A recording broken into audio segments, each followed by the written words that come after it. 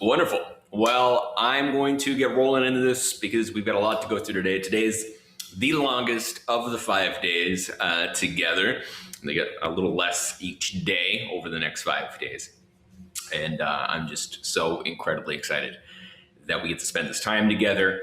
And I just got to, start off and simply say how proud I am of you to show up for yourself, to learn something new, to strategize. We're going to go through what I'm going to be talking through in the next 5 days in a couple of minutes.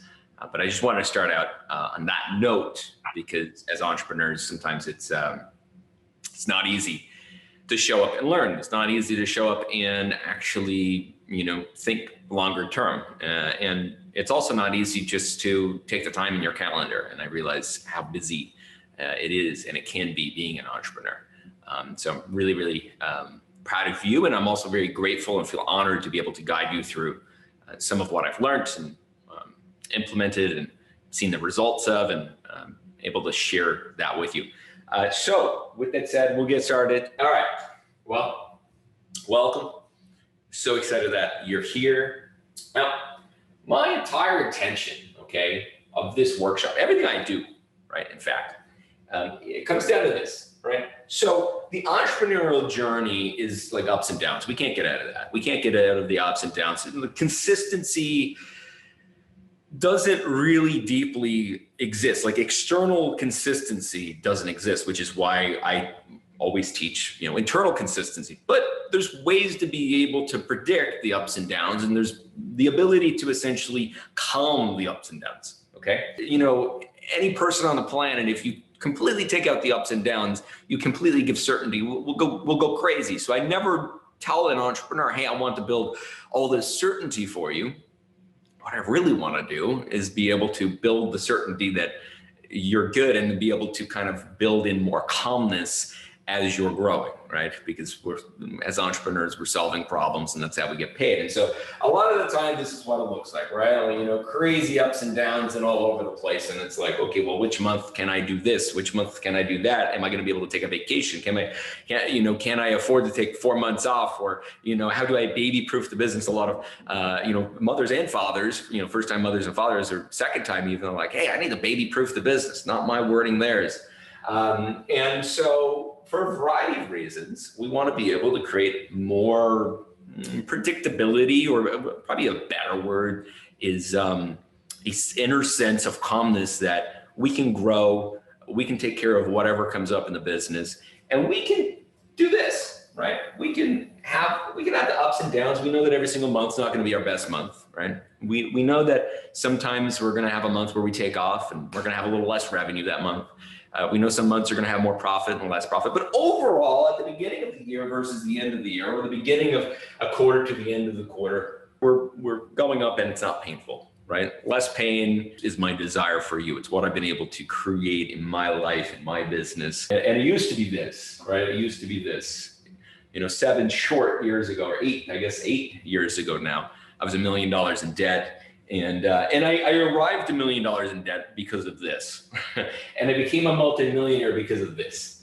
And so, it really comes down to the fact that this here is very stressful, very hard to, take care of your family, take care of yourself, really hard to build a great relationship with your partner, hard time to build a relationship with yourself when this is the scenario. So this is what I really want to build through this workshop, and allowing you to understand, how that might work for you. Okay. And really comes down to this, like a week from now, 2 weeks from now, I want you to understand how to scale. And a large part of scaling is marketing and sales. It's not everything, right? I talk about that in my book, The Nuclear Effect. But marketing and sales gives you the ability to scale. Without marketing and sales, the ability to scale is very, very difficult, because you just get stopped by the fact that you don't have enough energy. You don't have enough money to be able to build. You don't have enough energy from more clients, more leads being able to actually want to work with you. And so understanding how to scale, very important part. And then secondarily, developing your plan and building a strategy that has kind of both parts. It works for you as a human being, and it works for the business to be able to grow. So kind of here's what ends up happening a lot of the time. So you get a plan, you get a strategy. You're like, hey, this is the strategy to get the 6 figures, or to get the 7 figures, or to get from where you are to the next plateau. And you look at it and you're like, you know what? This doesn't really feel good.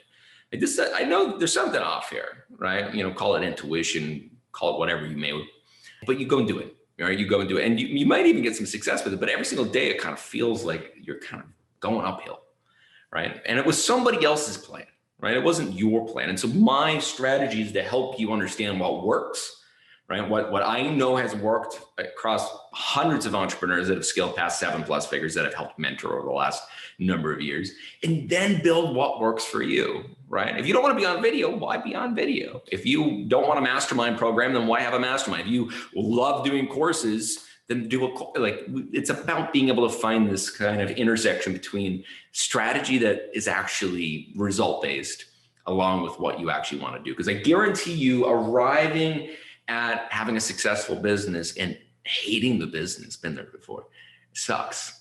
And all the money goes away. Any money that you make doing something that sucks, it eventually evaporates. It just kind of vanishes from your bank account in mysterious ways, I swear. So I don't want that for you. I want you to have an intentional business, a business that you're consciously building instead of, just coming here and taking Scott's plan and applying Scott's plan to your business and being like, well, you know what, I'm not Scott, right?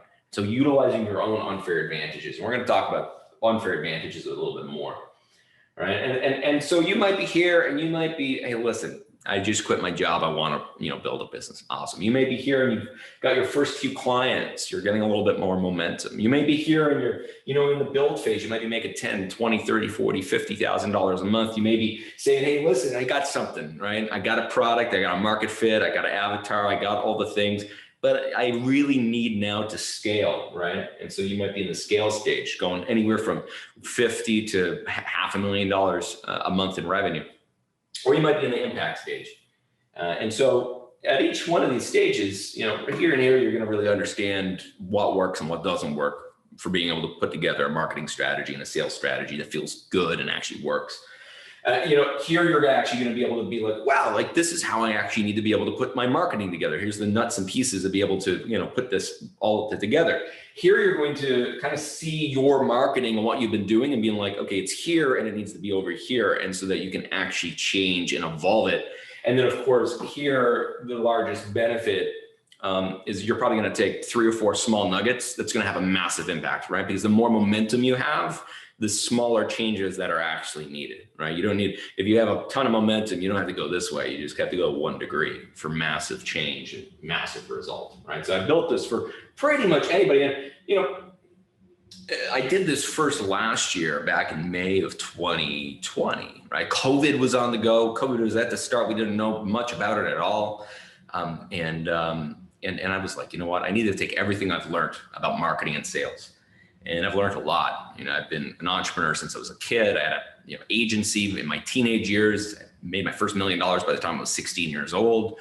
I want to take everything and put it in 5 days.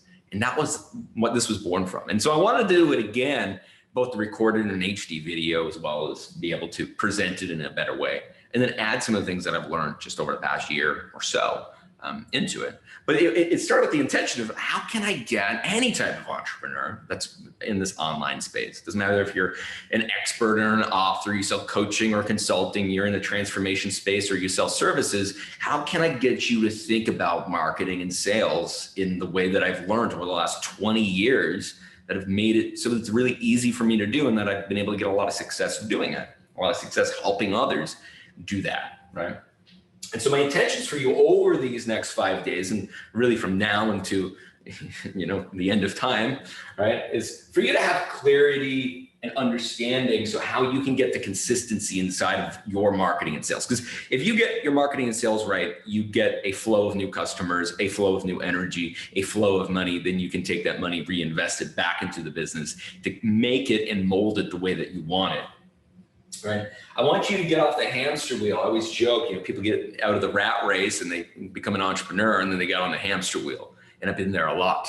I've helped a lot of people get off of that. And so this hamster wheel of going and getting new clients and then delivering and getting new clients and delivering. And you look at your bank account every single month and it barely gets any more. You look at the end of the year, it barely gets any more. And you're like, is this really what I gave up that for? Right. A lot of the time we look at entrepreneurship, is this ever going to unfortunately, is this ever going to end, right? Is this feeling of not getting ahead ever going to end? And the truth is, yes, it absolutely can end, and you can evolve into something so much better. As well as not being in this kind of like, there's the hamster wheel, but a lot of the time the hamster wheel is also paralleled with the spaghetti method, which is, well, let me try Facebook and Instagram and YouTube and this and that, and let me try this funnel and that funnel, and let me funnel hack this thing, and let me sign up for this program and that program and this program. And so it's kind of like the spaghetti method. And of course, that's actually how human beings learn, right? We learn by trying things and then failing and then learning and then failing and learning and failing. And so in all the mentorship that I do and all the teaching I do, I really just want to make it so that you have to do less of that, right? A lot less of being able to have to try and fail. You learn from somebody else, and then you go and learn and fail and continue that process, but you do it faster and allows you to have more momentum, right, as an entrepreneur. And then really more than anything else, it's like the empowerment for you to believe that, hey, I can do this. And I think that that's one of the biggest pieces that most entrepreneurs have. It's, well, hey, I want to do a Facebook ad campaign, or I want to do a marketing funnel, or I want to do the sales strategy like this, or I want to do omnipresence, and I want to do, but I mean, how do I implement that in a way where I'm not just wasting my time? How do I do that where I'm not just wasting the money I do have? And I don't have an unlimited bank account just to try things out and, you know, fail forward. I want to have some idea that this is the right decision. So we're gonna go into that. Particularly on day 5, which brings us right into here. So here's what we're going to go over on the 5 days. Okay. Today, we're going to go over relevancy. All right. Tomorrow, omnipresence. All right. So relevancy is your ability to have the moment where someone's like, wow, that's what I want. All right. Omnipresence is the ability to connect with somebody and be able to have this almost like energetic exchange so that they actually want to buy from you. Right. The ability for someone to say, okay, I resonate with you, but do I want to buy from you? Well, that's omnipresence. Omnipresence is the ability not just to be seen everywhere, right? I think that's the way that we might internalize it inside of our head, but it's actually deeper than that. It's the ability for somebody to progress through these lanes I'll talk about to the point where they come to you and, you know, the name of my next book is Skip the Pitch. Literally, you skip the pitch. You don't have to pitch anything. They're just ready to work with you, right? So we're going to talk about that day 2.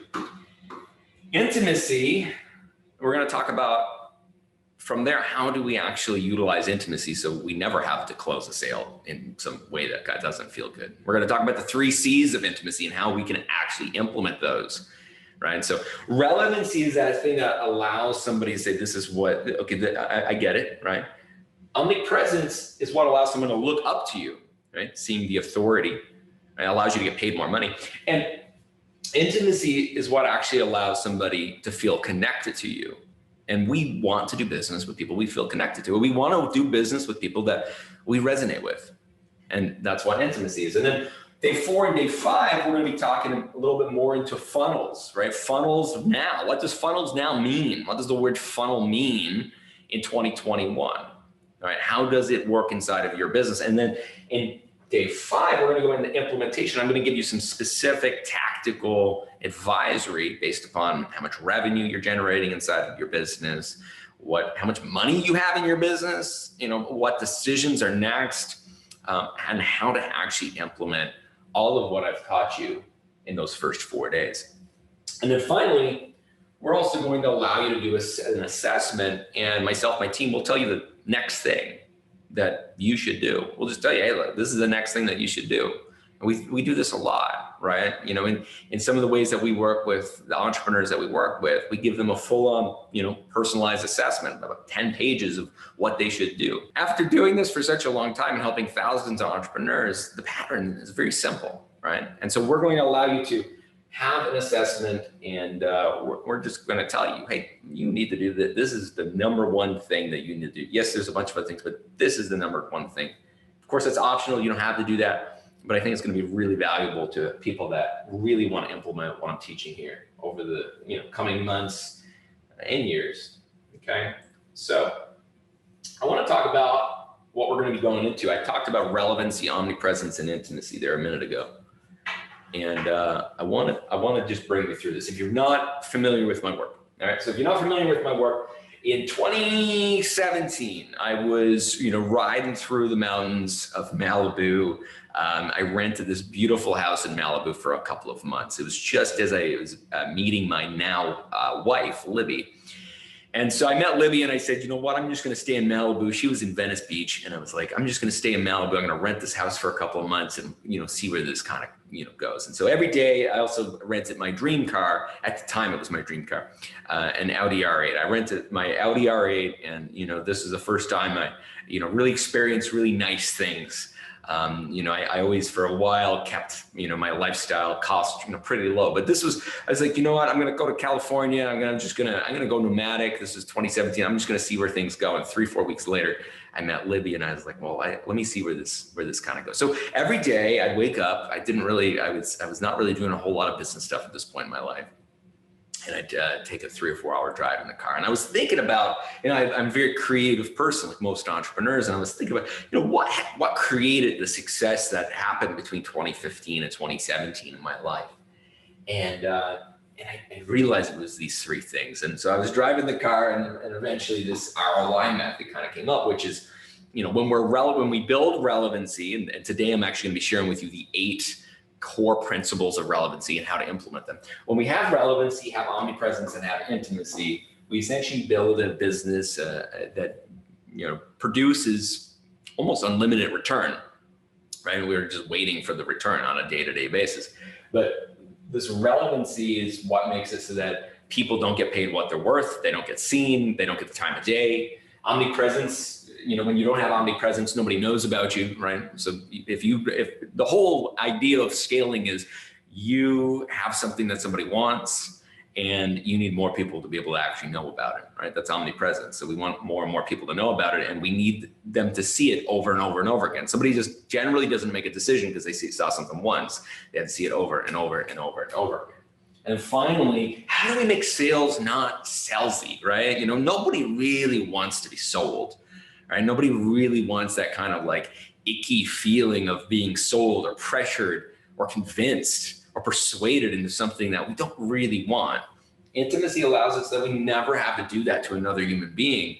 I think that's the best case scenario is when we're in a place where we don't have to do that, right? We don't have to be doing this hardcore sales thing that I personally don't resonate with. I know some people do, but I personally not a huge. I don't like it happening to me and I don't like doing it to others.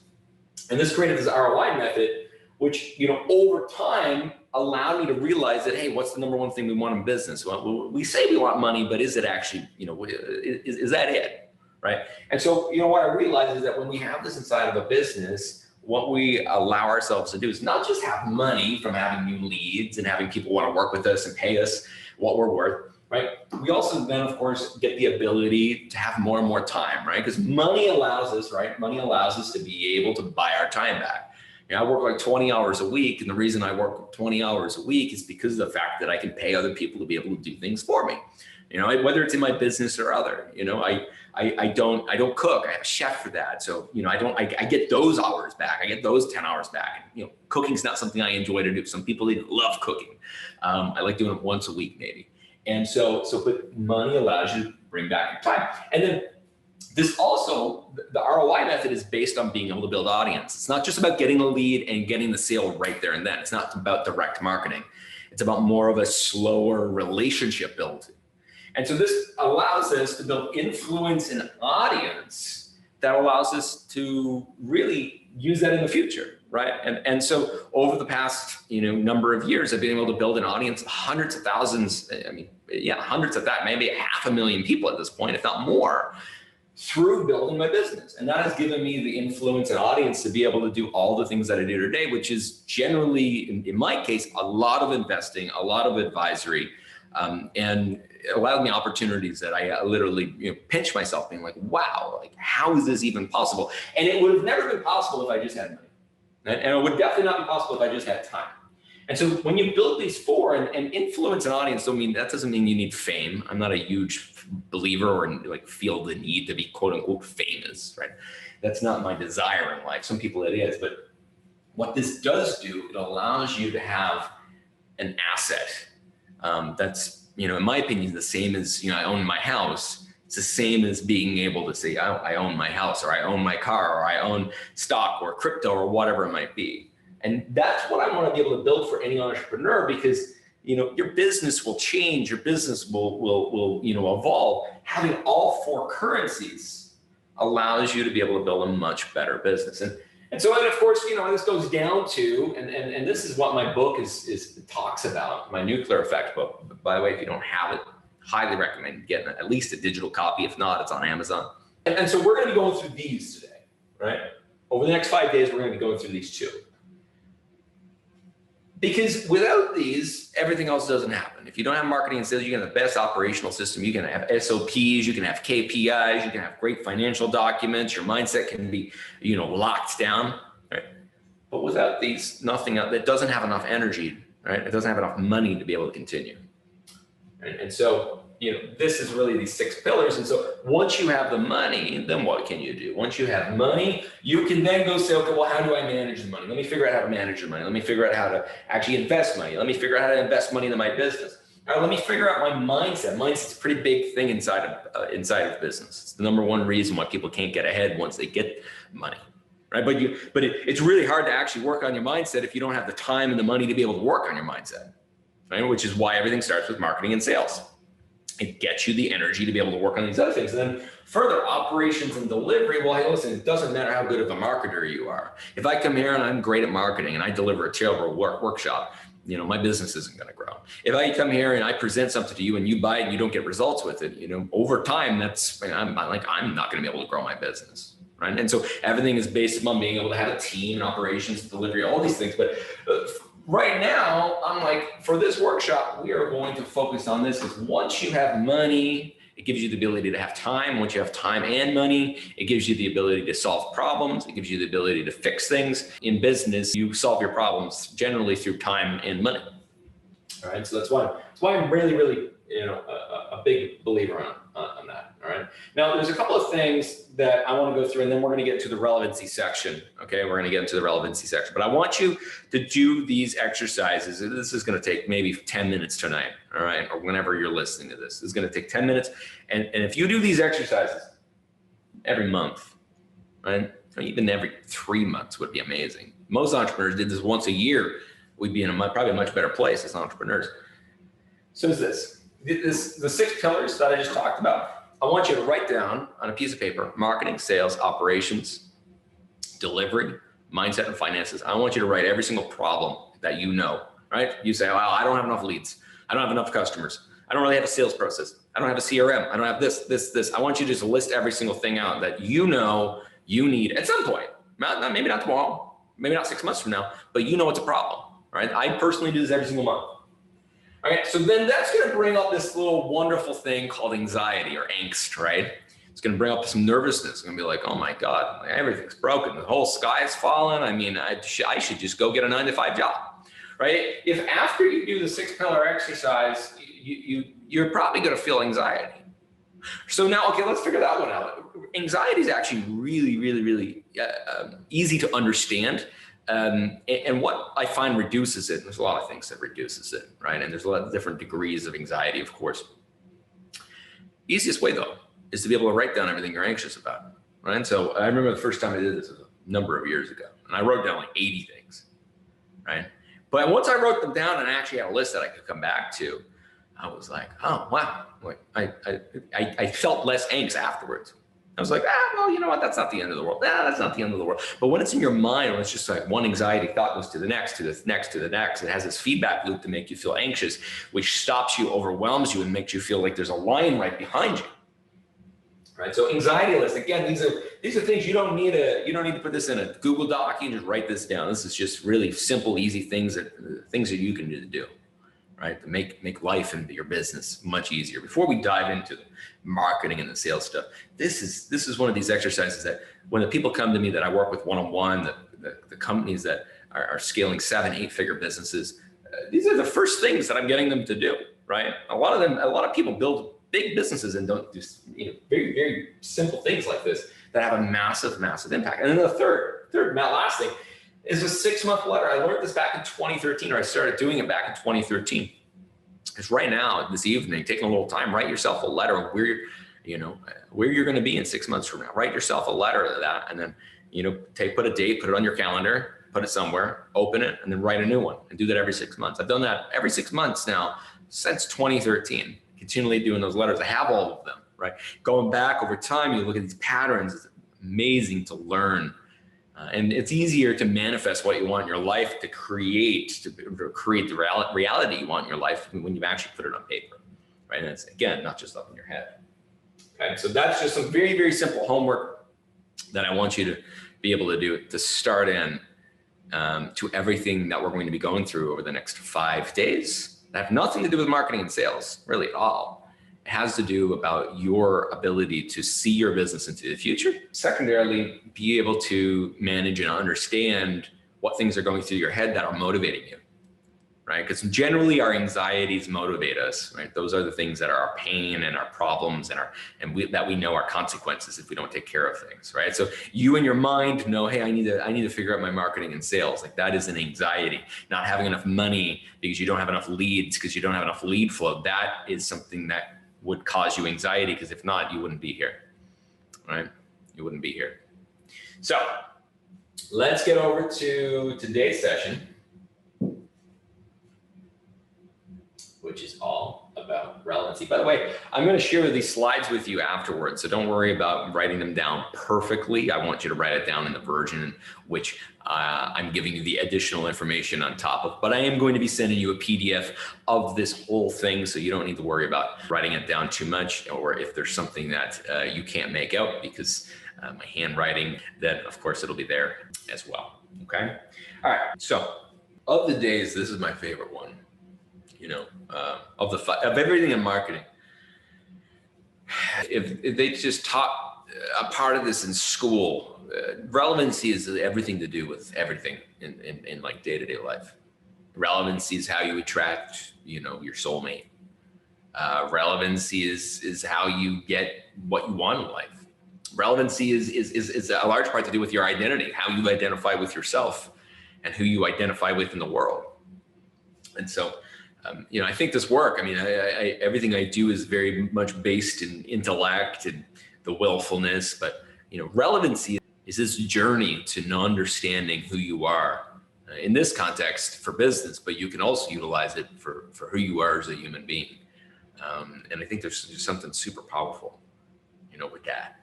Relevancy is the one I always get the most excited about, because this is a lifelong journey to redevelop your relevancy, to yourself, to feel relevancy is almost a journey of self-love, right? And of course, it's a lot easier to do this entrepreneurship thing if you have a deep level of love for yourself. So we'll get into it. So relevancy comes down to these 8 things, okay? We're gonna be going through these 8 things today, and I'm gonna be giving you kind of these questionable prompts to be able to understand this. Now, if you end up working with us in any other capacity in one of my programs, these go way deeper, right? There's a whole worksheet curriculum and to essentially build out your entire relevancy, right? But I'm giving you enough to be able to get a clear enough picture of your relevancy over the next hour or so that we're going to be going through this. So relevancy, of course, is this moment in which the person on the other side. So there's actually 2 moments. The first moment is you understanding who you are to the world in relation to business. Okay. And so a lot of people have a problem with this. A lot of people have a really difficult, because you gotta remember, one of the most difficult things to do is say, hey, this is who I am. Right? I used to have this problem, for a couple of years. People would ask me what I do, and keep in mind I was very successful at this point. From a business perspective, people would ask me what I do. I'd be like, I didn't know how to say it. I didn't know how to say it. So the first part of relevancy is you being able to understand who you are in relation to the world and how you can help the world. Right? That's probably 95% of the work, right? Because you have to be like, well, what's my personal brand? What's my identity to the world, and what's authentic to me, right? I don't want to be one of the reasons I've done so well, I believe, over the last few years, because like my brand is me. It's an expression of me. I'm not trying to put something on. I'm not here today trying to, act a certain way. You come to me Anytime you come to hang out with me, I'm pretty much the same, right? I'm pretty, like, I might be 5% different, but I'm pretty much the same. But this is a process of understanding yourself and how you put yourself into the world, how people see you. And so then the second part of relevancy is the moment where on the opposite side, somebody sees you, sees your personal brand or sees your messaging or, sees your Instagram or your website, and they're like, wow, that person can help me. And then further, it's the moment that person's saying, that's my person, right? That's my relationship coach. That's my business coach. That's the person who I want to learn, how to knit, right? That's the person I want this, that, right? It's everything that leads up to this moment of saying, that's my person. And that's can be completely engineered, right? So a lot of the time relevancy happens by mistake, right? And so we don't really consciously think about it. We go out and we're like, all right, I'm going to help entrepreneurs. I'm going to help moms, right? And then that's really all the thought we put into it. And so what I'm going to bring you through is understanding on a whole new level who you are to the world and how to allow the world to see you that way, right? Because the world sees us in which way we identify with ourselves. People don't see us the way that we actually are. You're in a room. I'm in a room right now with however many people that are here. Every single one of you see me differently because of the perceptions that you have in your life, right? I'm a projection of the imagination, and everything that's led up to this moment in your life gets projected onto me, right? Same thing happens to you every single day. Right? So relevancy is being able to build this version of you that's really that is authentic, but is intentional and conscious about knowing who we want to work with, right? And knowing who we should work with and how we can actually help them. All right. So relevancy comes down to first, avatar. Most people know about avatar. Avatar is just, hey, this is who I want to work with, right? This is who I can work with. But getting a lot deeper. So one of the biggest problems that happen with entrepreneurs, we want way too broad. We say, well, I want to work with anybody that's in a 9-to-5 job. And I'm like, okay, well, that's pretty broad. Do you want to work with people that are, corporate, in the C-level? Do you want to work with, mid-level managers? Do you want to work with entry, folks? Right? How much per year do they make? Right? So we can start diving deeper into that. For me, right? I can say, well, I want to work with entrepreneurs. Well, not really. If you have an e-commerce business, I'm not your person. If you have a brick and mortar business, I think you can get a lot from my work, but that's not who I generally work with. I generally work with online entrepreneurs that are helping somebody in either a service or some level of transformation, right? Helping them from going from here to there, right? That's who I help, right? Positioning. So positioning is, well, okay, great. Cool, Scott, you work with entrepreneurs, but how's that? What does that look like? So it's simple. I help online entrepreneurs scale multi-million-dollar businesses. I was like, oh, well, I want a multi-million-dollar business. Oh, okay, cool. Right. So if I said I help, people get to 6 figures and be like, and you're at $250,000, you're like, oh, this is the wrong person. Let me find the other person. Someone comes to me and they want to go to 8 figures. They're like, oh, maybe this guy can help me. Let me reach out. If somebody is coming in and they want to go to 9 figures, probably not the guy, right? I've only done that like once. I've only helped one business get to that level. So positioning is the ability for in less than 10 seconds for somebody to know exactly who you are and how you can help them so that they can filter that information, right? Because we go every single day, we're filtering everything, right? Again, everything's a perception, right? We're seeing a projection of reality. Right? Whatever we're focusing on. And human beings are really good at focusing on what's important to them. And so you can give you can give a video to 100 people and 100 people are going to see the video completely different based upon what's interesting to them, what they're looking for, what trauma they have, right? What wounding, what triggering that they have inside of them. Right, what they're actually looking for, what they find important to them. That's why, you give this entire 5-day workshop to, the 5 to 10 hours of content. You give that to 100 different entrepreneurs. I'm going to get 100 answers of what was the most important part. I'm going to get 100 things that is actually the most important thing for that person. Right. So positioning allows us to make it so that when somebody comes across us, they either filter us out or in. Right, because we don't want 100,000 people, the wrong people to talk to. We want our people, right? We're gonna talk about that in a second. Messaging, right? We're gonna go into messaging quite deeply today. Messaging is the ability to say, okay, well, all right, there's all these people out there, and I have my avatar, right? I know who I want to work with. I know how I'm positioned, right? I know how I'm going to be seen by those people. Now, messaging is being able to say the right thing at the right time. Now, saying the right thing at the right time is one of those things that I don't think we understand how important it is, both in business and in life. You say the wrong thing at the wrong time, you could get in some bad places in life, right? But if you say the right thing at the right time, when somebody's in that right mindset, it can completely change, your entire life. And being intentional and conscious of how you're actually marketing, how you're actually talking to someone on Instagram versus the DMs in Instagram, how you talk to your email list versus you talk to your YouTube. Inside of your marketing funnel, how you talk to somebody in email 47 versus email 2, right? This revealing, this kind of leading someone down the path. And so most of the time, what most people do when it comes to messaging is one size fits all. And I got to tell you, one size doesn't fit all at all whatsoever. And that's coming from when I was a kid. I was like 350 pounds. I'm 5'9". My wife says 5'8", but we're still figuring that. We're still figuring that last half an inch out. And I guarantee you, one size does not fit all. Right? That is BS. So one message does not. It filters out almost all of the clients that actually need to work with you. All the people that actually need to work with you. So we're going to talk about messaging and making sure that we are at the right time, right place, and we're not in this one size fits all sort of attitude that unfortunately is this kind of standard in marketing. All right.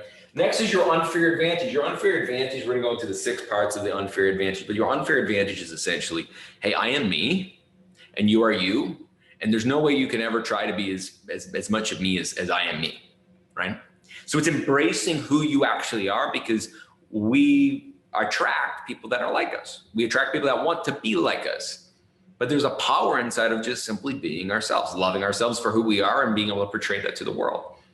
Right? So your unfair advantage, of course, the highest level of unfair advantage, the highest level of relevancy is you being you into the world, because that's going to attract more people like you that need help with that certain thing. Right? So unfair advantage. Next is your methodology, right? So inside of anything you do, because we're talking about transformation, services, helping somebody, we're talking in the realm of business. Your methodology, my ROI method or the SSF method that I'll be sharing with you, or the levels of consciousness methodology, or my 6 pillars framework. Those are methodologies to basically say, hey, listen, if you want to scale to 7 figures, I got the 6 pillars of that. I can tell you about it. And you're like, oh, okay. So engaging the intellectual side, a lot of these things are emotionally based. Positioning, very, very, very emotionally based, right? It's a little tiny bit of intellect. This is who it is. And then, okay, what imagery do you have to tell me that I'm like this, right? Messaging, again, very emotionally driven, right? Very, very emotionally driven. Methodology is completely intellectually driven, allowing the person to intellectually build a belief that you're relevant to them. Okay, and that's why information marketing, content marketing, email marketing, all of these different, everything around marketing and sales is based on content, and having a methodology, which we're going to go through on how to actually extract that out of you, no matter who you are, allows for somebody to be able to, on an intellectual level, trust you.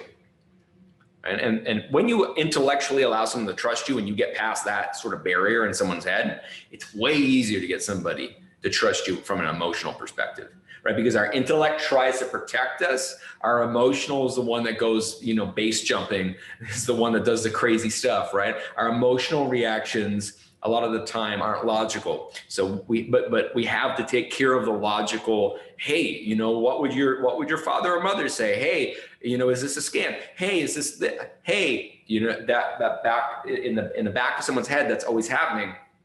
The methodology inside of Relevancy allows for relaxation and ease so that you can take care of all the other things that are emotionally based to help that person make the decision to transform, right? Because the decision to go from here to here is an emotional decision. Most of the time, logic is going to make somebody stay where they are because logic says you're comfortable, or you know what? You're not that comfortable, but at least you're not there, right? So the emotions make us transform and evolve. Logic generally doesn't, but it's still been very important. Going to the next, story, right? Storytelling. When you tell stories, a complete opposite side of your brain now turns on, right? That side of your brain reduces anxiety, reduces nervousness, allows you to be able to think more exponentially. All of these major benefits happen when you go into storytelling, right? And you actually tell a story. And along with the fact that the person is going to be far more engaged. So storytelling, we're going to go into storytelling, your brand story, what stories actually make sense for your brand, for your positioning. I'll give you an example. My story around debt. I don't talk about my story around debt. I talk about it a little bit, but for the most part, it just doesn't, it's very long gone from where I am today. You know, I say it because I simply say, hey, listen, you know what? If I can go from $1 million in debt to being a multimillionaire, anybody can, right? I have so many learning disabilities. So, I mean, I've overcome so many things to be able to do that. I say that from that. And that for a long time, that was my brand story. Hey, I'm the kid that, I got a bunch in debt by the time I was 21 and now I'm out, right? That was the story I actually had for a long time. I was getting out, right? But then the brand story changed. Right? The brand story changed. And so we're going to talk about what makes sense for your brand and who you're actually trying to attract. Again, always coming back to relevancy. Right? The second last, offer. We're going to go into offer and why most of the time your offer and the rest of relevancy are off. Right? So if at the end of me spending 10 hours with you, I offered you something that cost $5, you'd be like, yeah, you'd be like, Scott, yeah, I'll give you $5, but like, what's going on, man? What's going on? And it's the same thing. If I came here and I look at the intake forms, I saw the intake forms, and somewhere I'd say the average of the amount of money that somebody's making that's actually here at the workshop, somewhere between $10,000 to $30,000 a month. Okay, so if I at the end of this said, hey, listen, my program is $150,000, you'd be like, Scott, listen, I'd love to do that. I'll see you in 3 years, and great, right? And so you being able to take your avatar, your positioning, your messaging, and being able to pair that up, I'm going to share with you the 8 things that every single offer has to have in order to make that offer be able to hit with the audience that you actually have. Okay. And then finally, this is new and probably one of the most interesting, intriguing things that I've been building over the last 2 years. And it's so deep that I'm actually going to be doing an entire workshop series on that this fall just for it. But I'm going to give you a glimpse. I'm going to talk about the levels of consciousness in relation to your business, right? And levels of consciousness for business. So kind of think about it this way. If you've got somebody that's a very intellectually inclined person on a sales page, would you or wouldn't you put a timer on that page? The answer is no. All right. Now, if you put a timer on the page and so you said the timer's here because of the fact that we're starting on certain date, well, now you would. Now, if you had a reactive person, if somebody's in a reactive consciousness, okay, a reactive consciousness, right? So, and we're going to go into this much more detail. But if I'm on a sales page, I'm putting a sales page in front of a reactive person. What I'm trying to do is get an emotional response. I'm just trying to hit their pain, emotional response, get them to buy. I don't need to qualify them. For all intents and purposes, I don't even care who they are. Okay. Now, I'm not saying this is me. I'm just saying in general. Am I going to put a timer and tell them that they only got 9 minutes and that if they don't, they buy this, they're a terrible person, a terrible dad, terrible mom, terrible this. This is going to happen to their life. This is going to happen. They're missing out on the biggest opportunity of their life. Now, if I put that on a page and I show it to reactive people, are they going to buy? Absolutely. If I show that to a willful person, are they going to buy? A little less. I show that to intuitive or intellectual, my conversion rate is going to be nearly a 0. So I'm going to go into that on how to understand what level of consciousness your customer is so that you can build marketing that's actually for them. Because I guarantee you, if you got a timer on a page and you're trying to sell to intuitive people because you're a healer, you're doing it wrong. Nobody teaches this stuff, right? Nobody teaches this stuff because almost all online marketing is in reactive and willful consciousness. So I'm going to be giving you a little glimpse into being able to understand the level of consciousness of your actual customer and who you want to bring in. So not only do you get better customers that you can actually help, that all of your marketing is aligned to that, okay? So some really, really beautiful work that I've been able to do over the last couple of years to be able to build this. I've never really, still haven't put it out there into the world. I'm putting it out there in its full form later this fall, which I'm very excited for. But I'm going to give you a deeper glance than anybody else up to this point, being part of this workshop on that. It might resonate with some, it might not resonate at all. That's totally cool. Right? If it does, use it. If not, leave it. Okay, so that is relevancy, right? And so the idea behind everything that I'm going to teach you with relevancy is really, really simple, okay?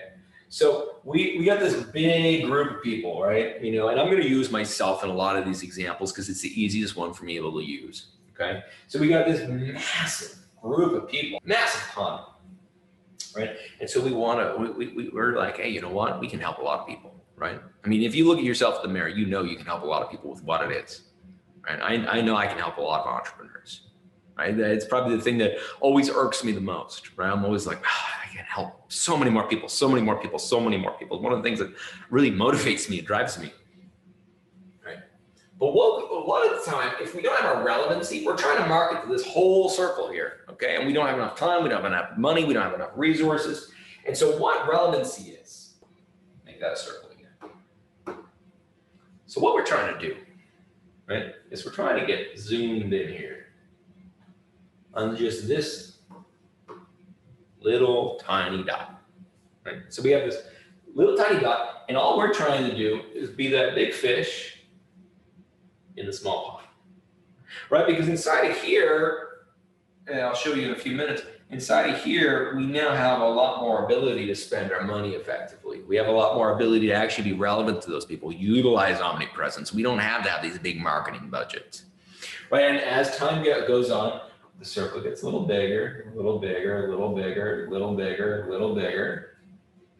But being able to start small and be a big fish in a small pond is what really allows you to get traction and momentum. This is what allowed me to get traction and momentum when I started in this online space back in 2015.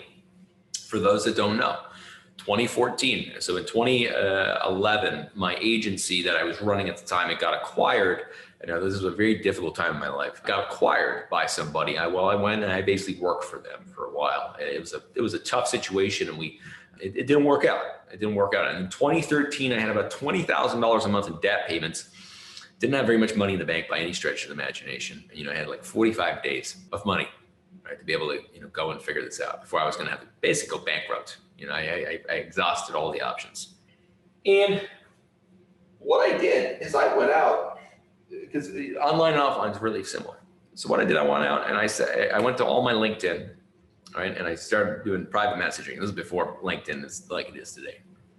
And I set up meetings with people, lunches and dinners and coffees, and I went and met with them. And I did this whole relevancy strategy. I built this relevancy strategy in person and then figured out how to put it online, okay?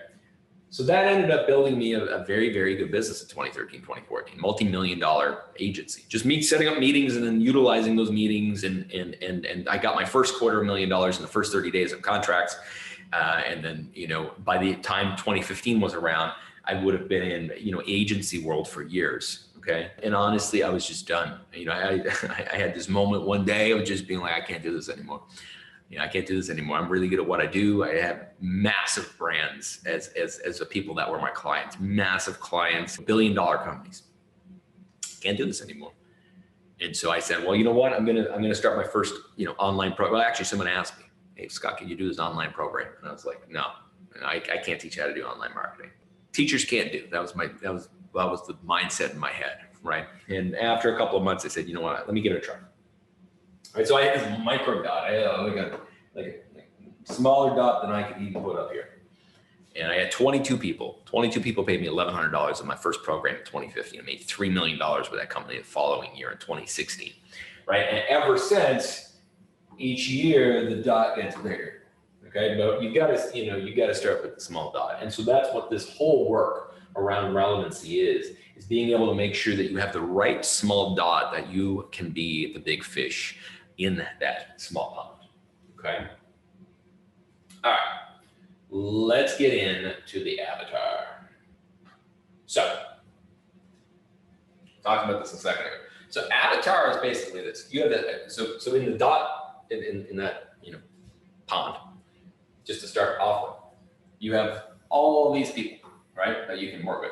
And as you go deeper and deeper and deeper and deeper into your avatar, there's less and less people that can actually work with you. Okay, so I'll give you an example. So for our so when I work with somebody, if someone's down to the last $5 and they're an entrepreneur, I'm like, hey, listen, I have amazing free content. I'm with you. I'm sending you the best luck, the best fortune. Go and get it. I can't help them, right? I can't save them. It's not my job to save somebody. Now, somebody comes to me and they're saying, hey, listen, Scott, I got some money saved up. I got a little bit of momentum. What can I do for you? Right? Well, I'm like, okay, cool, sweet, awesome. Like I can help you. If someone comes to me and they're like, hey, I got an e-commerce brand and and I got $1 million, I don't know what to do with it. I'm like, listen, I'd love to work with you. Let me refer you to someone. Right? If somebody comes to me and says, hey, Scott, I need to triple my business in 30 days. I'm like, hey, I'm not your person. I don't know who is, but I'm not your person. I'm not doing that. If someone comes to me and says, hey, listen, I really want over the next year to be able to transform. I have a business that's doing 7 figures. I want to go to, 4 million. I'm like, okay, cool. Well, hey, here's what I can help you with. Right. So there's like these different things, right? Both demographic, geographic, personality, how we feel connected to certain people. If someone's spiritual or not as maybe spiritually inclined, that's a big thing for some people. If some people are in a different area in their life, their level of consciousness, if we can actually get results for those people. Right, so when we dive down to it, so what do most entrepreneurs do? They're like, hey, listen, anybody pay me money, I'm ready. Anybody pay me money, I'm ready to go. So when we create an avatar, right? When we are specific, and whether or not you're here today and you have this belief system, my belief system, when we're specific, the universe creates a massive amount of momentum. When we write down, hey, I want this, and I'm actually ready for this, it is as if the universe is in our favor for it. One of the most difficult things is deciding what you really want, though, right? But in the level of the avatar, right? Being specific allows for us to be like, okay, you know what? We are working with, moms that have a 9-to-5.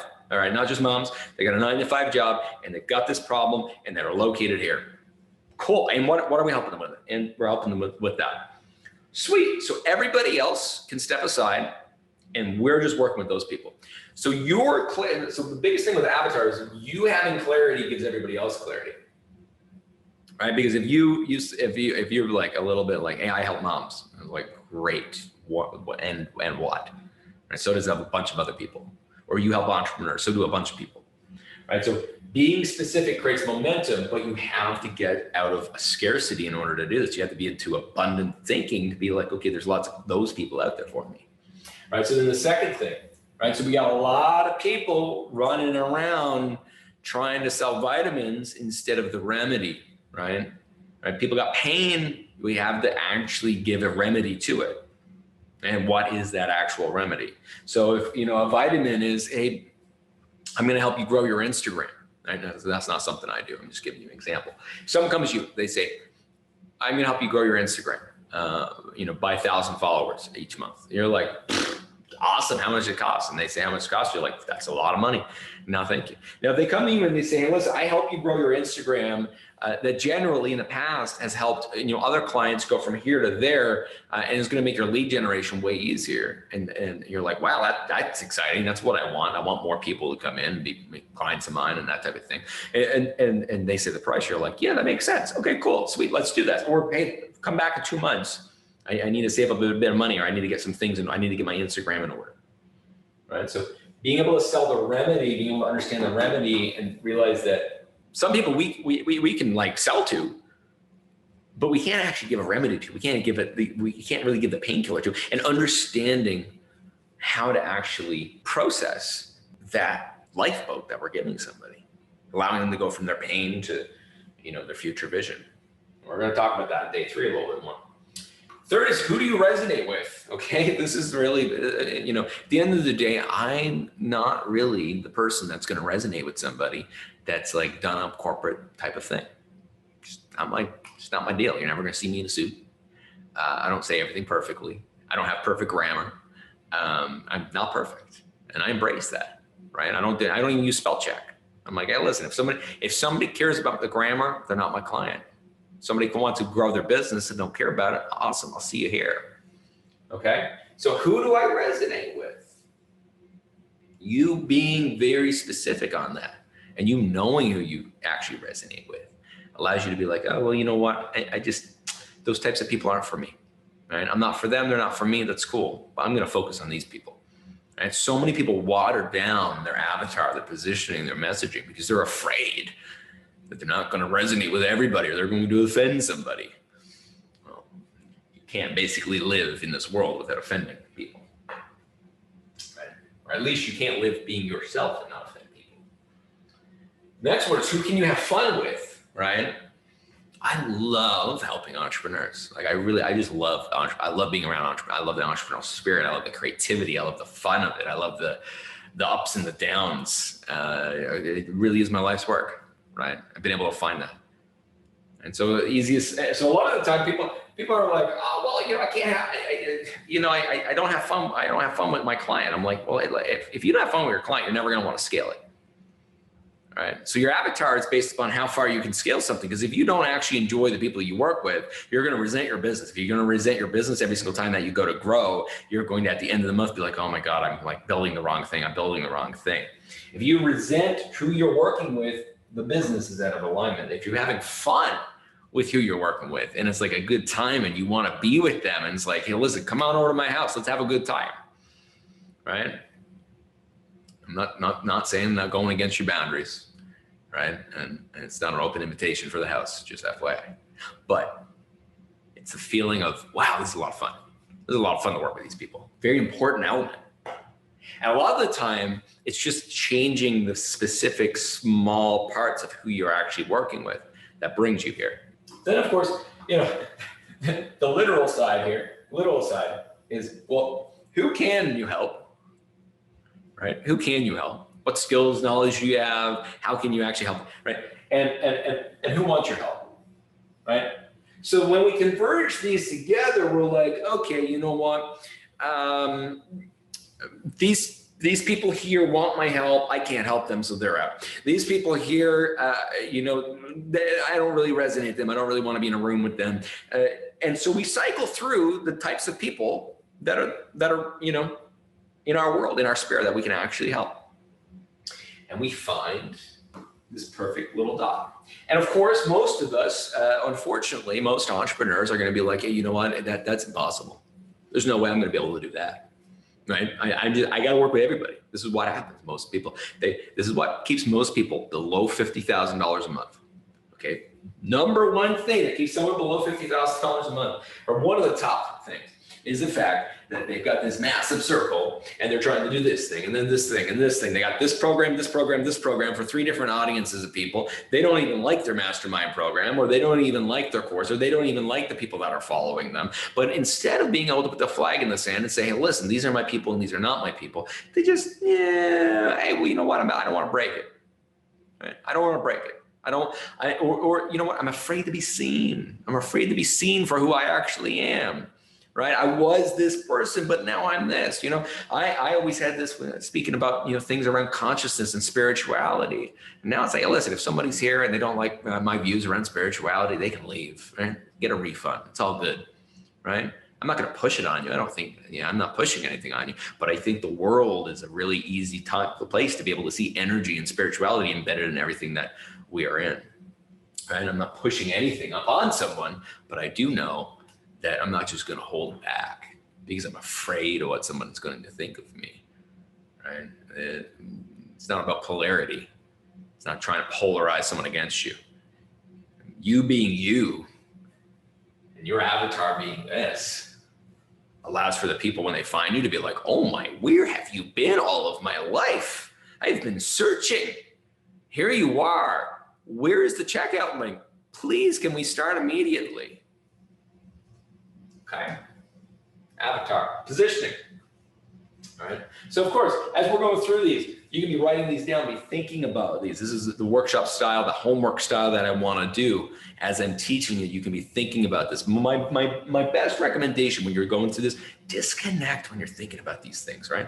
Make sure you're not doing this in a place, in a frame where maybe you have family, maybe you have responsibilities, totally get that. But to be able to take just 15 minutes and go away, right? Turn the phone off, turn the computer off, just be with you and then be with it, right? The easiest way to understand what the direction is. All right, positioning.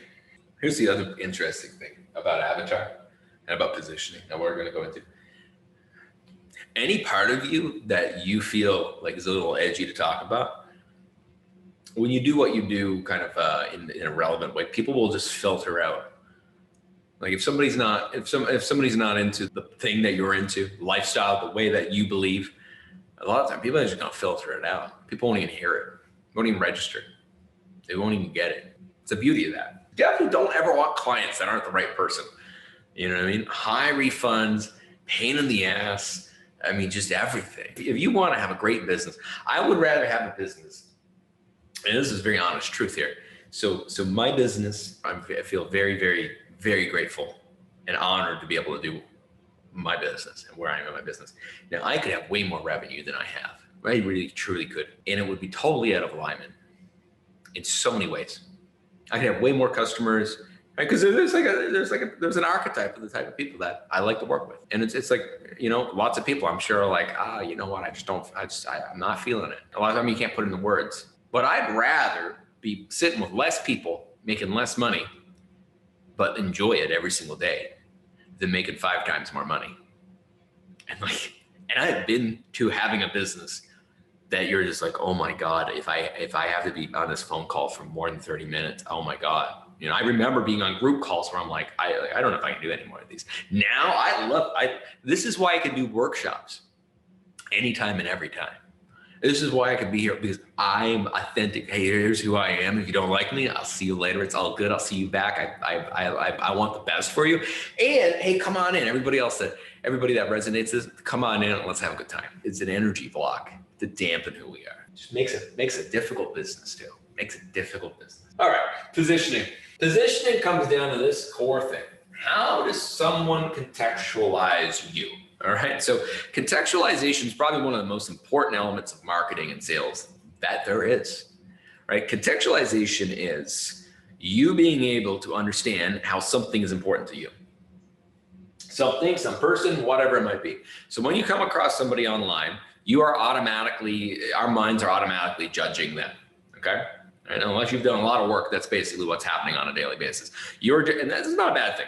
You're judging if that person's important to you, if you want to follow them, if you want to be around them, right? And so there's a lot of things going on in the subconscious that's making that person be like, yeah, I want to follow this person. Yeah, I want that lead magnet. No, I don't want that. Yes, I want this. Yes, I want that. Yes, that person's interesting to me. That person's not interesting to me. Okay, so when somebody comes across me, they're contextualizing. They're like, okay, this guy scales, multi-million-dollar businesses. Okay, cool. All right, look, he got some proof. I like his content. And now they're going inside of their mind. Okay, now is this important for me, right? If it is, awesome. And so, keep in mind, I could have a much larger audience than the audience I have if I opened up my positioning, right? If I opened up my positioning and it was just like inspirational for every entrepreneur on the planet, no matter who you are and how you are and everything else, I could have millions of followers. Right? And I could have my work seen by far more people, but it'd probably be less impactful, right? It'd be less impactful. So how somebody contextualizes you is your bio, paragraph. If someone contextualizes you is what they see on your website, what they say in your Instagram, what they say in your email list, right? That automatic first impression contextualizes how you are important or not important to that person. And this is built into how we see everything in the world when we're going down the road. Is that safe? Is that not safe? Is that safe? Is that not safe? Is that important for me or not important for me? All right. And so human beings are utilizing a combination of their intellect, subconscious, and intuitiveness, a lot of the time fair, to be able to make these decisions on a daily basis. All right. So you contextualizing yourself comes down to you understanding, who are you to someone? Which brings you to the question, who are you? Which is a very scary question that I don't recommend going too far down, because you might end up there for 3 years. Okay. And so who are you to someone is, well, okay, I got this business. All right. I got this business, and I know I need to be this person. I am all these things, right? Like I'm lots of things that I don't talk about. You know, I don't talk about the fact that I love scuba diving. I don't talk about the fact that there's like so many parts of me that I don't necessarily talk about, because they don't add to the positioning that allows somebody to be able to contextualize and be like, yeah, you know what, I like that Scott guy. It's not about hiding. It's about me being able to focus attention on the parts that allow someone to be able to quickly in their mind be like, okay, this makes sense. And so what are those parts? So what identity are you to someone, and which one allows that person to be like, that's the person I want to work with? Because we're different identities. We're different identities with our partner. We're different identities with our family. We're different identities with the people that we're around. You know, one of my good friends, Todd Herman, and the Alter Ego Effect. I think it's the Alter Ego Effect. Amazing book. Can't remember the name of it right now. He talks about this, like essentially these different identities. And then it comes down to like, why do they care that that you are in their life, right? If you're helping entrepreneurs and they come across and you're like, I help entrepreneurs, and they're like, okay, cool, let me keep going, I don't care. Well, I help entrepreneurs, bring 20 hours more a month into their life. Oh, I want more time. Let me look at this a little bit more. Let me go down that rabbit hole a little bit more, right? So why do they care? You got to give people a reason to care, right? Care is a developed trait. Most human beings don't go out on a daily basis and be like, I'm going to care deeply for every single person that I meet today. And most people have to be given a reason to actually care, right? It's not so much like the tribes that we were in, thousands upon thousands of years ago that built that, care over time, right? We're in this kind of global tribe, and fortunately or unfortunately, I guess we have to be intentional about why somebody should care about us, right? And then how do you lead your positioning? What assets, what proof does someone need to see? What methodology does someone need to see? Do they need to see the intellectual side of you? Do they need to see proof and testimonials and customer experiences? Or do they need to understand what pain and problem that they have? Do you need to have, the hey, I was featured in Entrepreneur and Inc. and this and this and this? And what do they need to see to, in their mind, be like, wow, this person, someone I can look up to. I trust this person. It's positioning is an act of safety, right? We go along on a daily basis, no matter if we're, male, female, right? Or we're in a masculine or the feminine, and we're automatically judging what's safe for us, right? Is that safe? Is that safe? Is that safe? Is that safe? Is that certain? Is that certain? Is that certain? Our subconscious mind is doing this. And so contextualization happens when we feel safety in somebody's brand, that they can help us, and that we can feel that through contextualization, they're an identity I want to be around. I care about what it is that they can help me with. And so then the relationship starts, right? The relationship always starts with them seeing what's in it for them, right? And then deeply, it evolves over time so that they start caring for you as a human being, even though there's, a lot of the time, 1,000, 2,000, 10,000 miles between you and them. Okay. So that's positioning, biggest part. How does someone contextualize you? That is that moment of, in less than 7 seconds, I help blank do blank, right? And then being able to make everything else that you put out there into the world, all your marketing, everything you do in sales, be able to reinforce that contextualization. Which I don't know is a word, but by God, it sounds good. Messaging. So messaging is just simply, how do I talk about something that makes somebody feel like, wow, that makes sense to me. And that makes sense to me, and it leads me closer to someone being like, oh, you know what? I need to contact Scott about this. I got a problem. I need to contact so-and-so about this. Hey, you know what? I get it. Where do I pay to be able to make this problem go away? right? So messaging is about allowing somebody to be seen and heard, because that is really what everyone's looking for, right? If somebody contextualizes you, sees you, and then sees your messaging and they feel deeply seen, that is going to make somebody follow you far more, because we, as a human species, crave the ability to be seen and heard. That's why there is so much therapy, right? In our world, therapy allows us, in many ways, many forms of therapy at least, allows us to feel seen and heard, because we do not feel comfortable being seen and heard by the people that are around us. That is very unfortunate, but that's what creates so much loneliness. And depending on who you work with, even more loneliness. So when somebody feels seen and heard, when I say to somebody, hey, you're on a hamster wheel, they're like, shit, Scott, yeah, I do. And I say, and you know what? It looks like you've been kind of doing the spaghetti method for the last couple of years. You've been just trying to, figure it out, but you don't really have a plan. They're like, yeah. And I'm like, and you know what? It really feels shitty every day, because you go on Instagram, you wake up, you go on Instagram. It's a harmless little Instagram search, and 45 minutes later, you've compared yourself to 14 other entrepreneurs, all of which now you think you suck. And they're like, yeah, you know what? I do feel like that. And I could keep on going and going and going and going, right?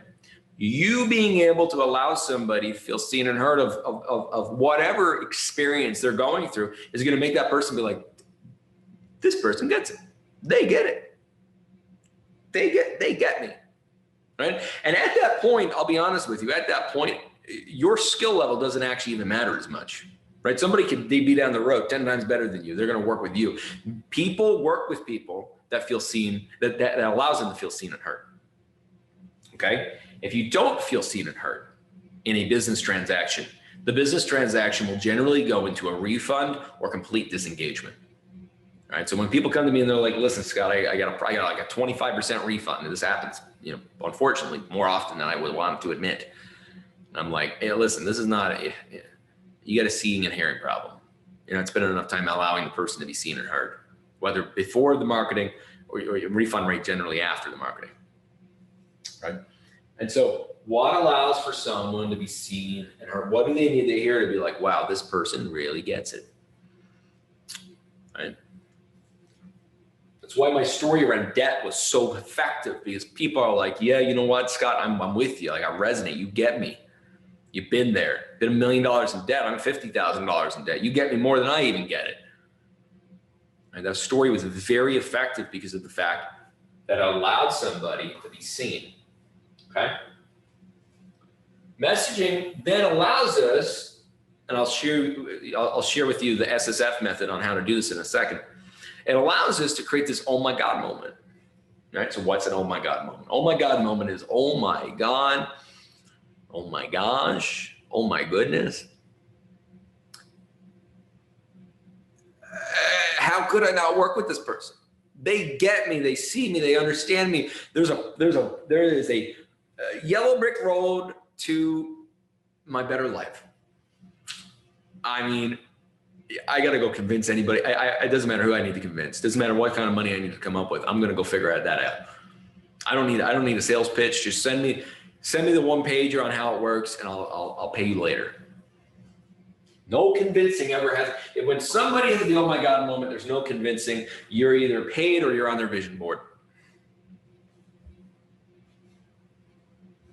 Messaging allows for, again, this is a combination of allowing to be seen. Now, this morning when I was before here, I was in the shower and I was meditating, and I said, let me experience in my heart the feeling of those entrepreneurs that I'm here with today. And I cried for 5 full minutes before this morning, before I came here with you, because I felt so many things that was very, very deep, because I said, well, I want to be, my life could allow me to be very not empathetic, right? And I'm very, very honest with that. I have an amazing life. I truly do. I've been able to craft such an amazing life, and it's taken a long time, in relative of me seeking it out. I said, I want to feel what it is like. I need to go back to that feeling, so I can feel that empathy, so that when I talk to these entrepreneurs that are with me today, I get them. I feel them.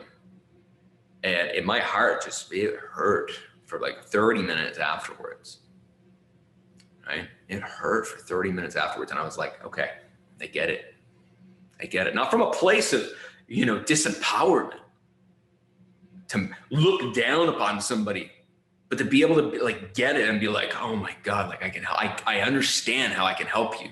I've been there. I get it. Right. And that self-empowerment allows us to have that deep empathy and the ability to illuminate to some other person what they have not been able to see, to bring awareness and attention to allowing them to understand themselves and what they're going through in a better way. Because when we do that, that person's like, oh my God, I get it. Of course I want that. Finally, what mindset are they in? Which brings us to the next part. Which mindset are they in right now, right? What do they believe?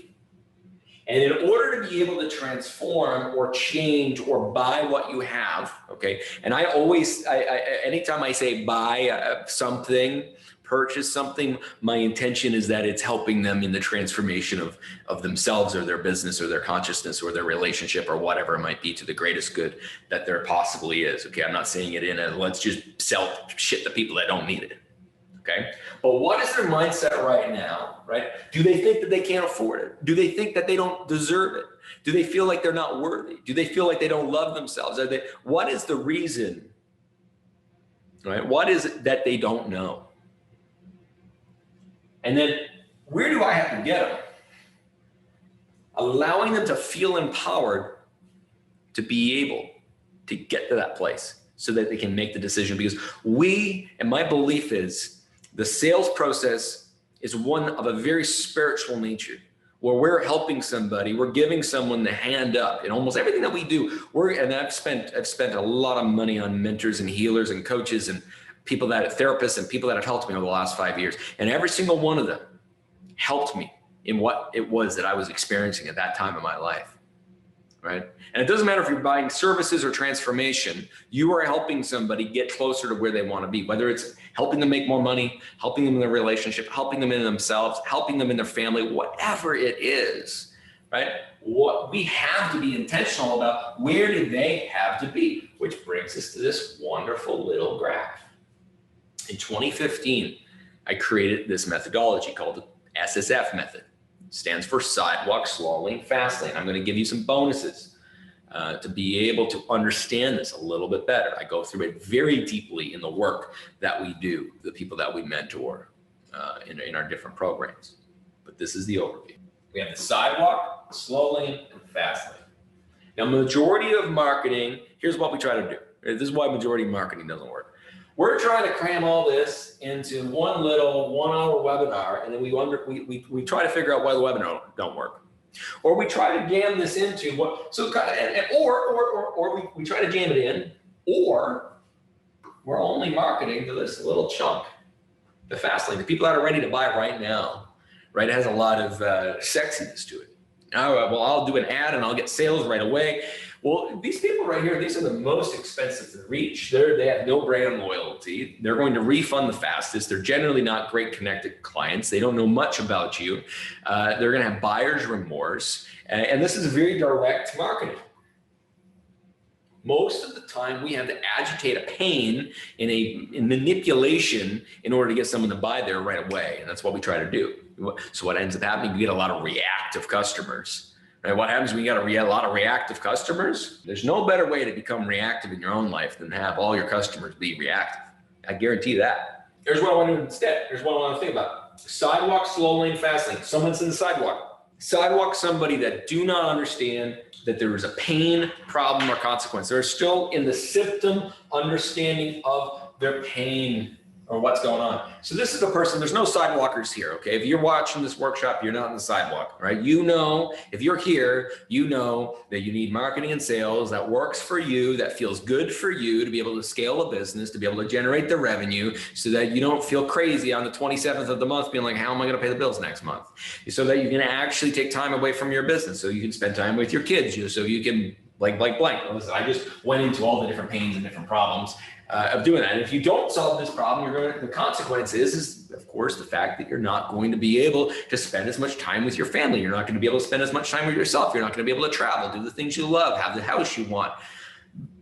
And keep going, okay? You have your own version for the clients that you have.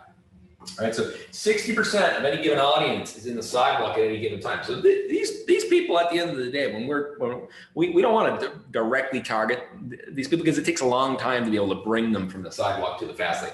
Because in theory, you're like, oh, well, listen, I can convince them. I can convince them to go from the sidewalk to the fast lane. Well, what you got to remember is that this is an external process.